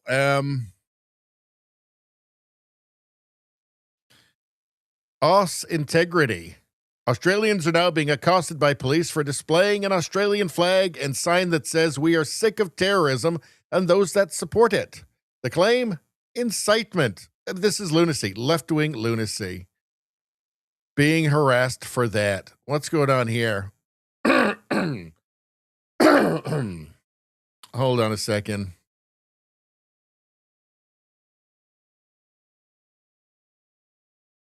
Here we go. So from Leo Curse here, and you see him on the Lotus Eater sometimes. Journalist, is radical Islam the greatest security threat in Australia? So this is after that massacre of Jewish people at Bondi Beach. What answer do you get? The only answer you can get from a leftist, right? Because anything else would be, well, not progressive. To follow on Ruben's question, is radical Islam, in your view, the greatest domestic security threat Australia faces? Well, the assessments are that that is one of the issues that we're dealing with. But I want to deal with all of the threats, whether it be extremist perversions of Islam leading to support for the ideology promoted by ISIS, whether it be also concerned about the issue of sovereign citizens killing police in Victoria and Queensland. I'm concerned about neo-Nazis thinking it's okay to march down our streets dressed in black There you go. It was not sounding very progressive there for a bit, so he had to pivot to the Nazi. What have the Nazis done in Australia? Is Australia really ever had a big Nazi problem? Because they seem like they have another problem right now, right? Seem like they have a different problem than that, but they can do nothing else. It has to feel progressive, and the way that was going was not feeling very progressive. Let's see. Oh, in Australia, they are pushing propaganda on the people, on the population. In Australia, they are pushing propaganda on the population, so people think the Bondi Beach massacre was in fact somehow to do with Nazis, and Islamophobia is the real problem. This is suicidal empathy right here. Enough. No more division. No more hate. No more racism. No more anti-Semitism. No more Islamophobia. This country. I mean, talk about not being able to diagnose the problem because you're an ideologue. Wow. Let's see. So, in any case, what's going on in Australia? It seems like Australians have finally had enough. So, One Nation just hit 32% in Australia's Roy Morgan poll, the first non-Labor Liberal Party to lead since World War II. So, as we're seeing in a bunch of Western countries, UK, Germany, for instance, the old establishment is crumbling now. And for good reason, because they've totally betrayed their people. 6 months ago, they were at 6%. Insane. One Nation, 32%. 6 months ago, they were at 6%. Well, let's see. Who is this where do we have it? One Nation. Let's see. Here's their immigration page. Let's see. Australia's immigration system is broken. Our population has surged past 27 million, overwhelming housing, infrastructure, and essential services. Let me make this a little bigger. Wages are stagnating, home ownership is slipping out of reach, and Australians are being forced to compete with cheap foreign labor. This must stop. So obviously they're far right, right? Because they're talking sense. Visa overstayers, illegal workers, unlawful non-residents undermine national security, drive down wages, and take advantage of public services meant for Australians. Gee, does any of this sound familiar for literally anybody in any country in the Western world? So they want to deport a bunch of illegal immigrants for reality reasons, I guess. Allows cheap foreign labor to undercut Australian workers, all sounding very familiar. Backdoor to permanent residency or low-wage labor, and the student visa loopholes, because it's a backdoor to permanent residency or low-wage labor. Could just be describing Canada here. Immigration enforcement must not be held hostage by legal loopholes. Again, sounds exactly like Canada. Deport any visa holder who breaks the law. In Canada, they give them lesser sentences so that it doesn't affect their immigration status, because that would be mean and not progressive to do so. Weak law enforcement policies have put Australians in danger for too long. I say this sounds very familiar to a Canadian, but it's really any Western country at this point, isn't it? They want to introduce an 8-year waiting period for citizenship and welfare. What a great idea that is. Refuse entry to migrants from nations known to foster extremist ideologies that are incompatible with Australian values and way of life. It seems like Canada goes out of their way to get those people, to bring them in. Withdraw from UN Refugee Convention, because Australia will not be dictated to by foreign organizations, so not globalists. And let's see. 32% now. 6 months ago at 6%. Looks like Australians are waking up. This is the Western anti-establishment wave hitting Australia. Immigration, cost of living, cultural anxiety. Voters are realigning. This is happening across the Western world.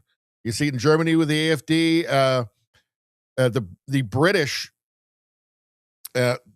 political establishment is crumbling right now at the feet of reform, and I think soon restore Britain as well. Yeah, so I mean, it all kind of makes sense, doesn't it? It all kind of makes perfect, absolute perfect sense. Let's move on. Let's see. I don't think we need to do that. Yeah, let's get rid of this. Oh, we're at the last bookmark of the evening. Isn't that nice? Go back to the chat for a second. Let's change this cooking show up a little bit. How about this one? I like this one. Radio Streamer says 9 out of 10 acceptable levels of commie hate, talking about the last ad read. Also, more commie hate, but good ad read, Richie. Well, thank you. 9 out of 10. I do believe that's the most you can get out of 10, so thank you. All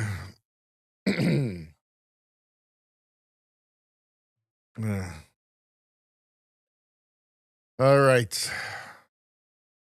JDL says, JJ, what's your stand on SpaghettiOs? On toast? Are you kidding me? Heaven. All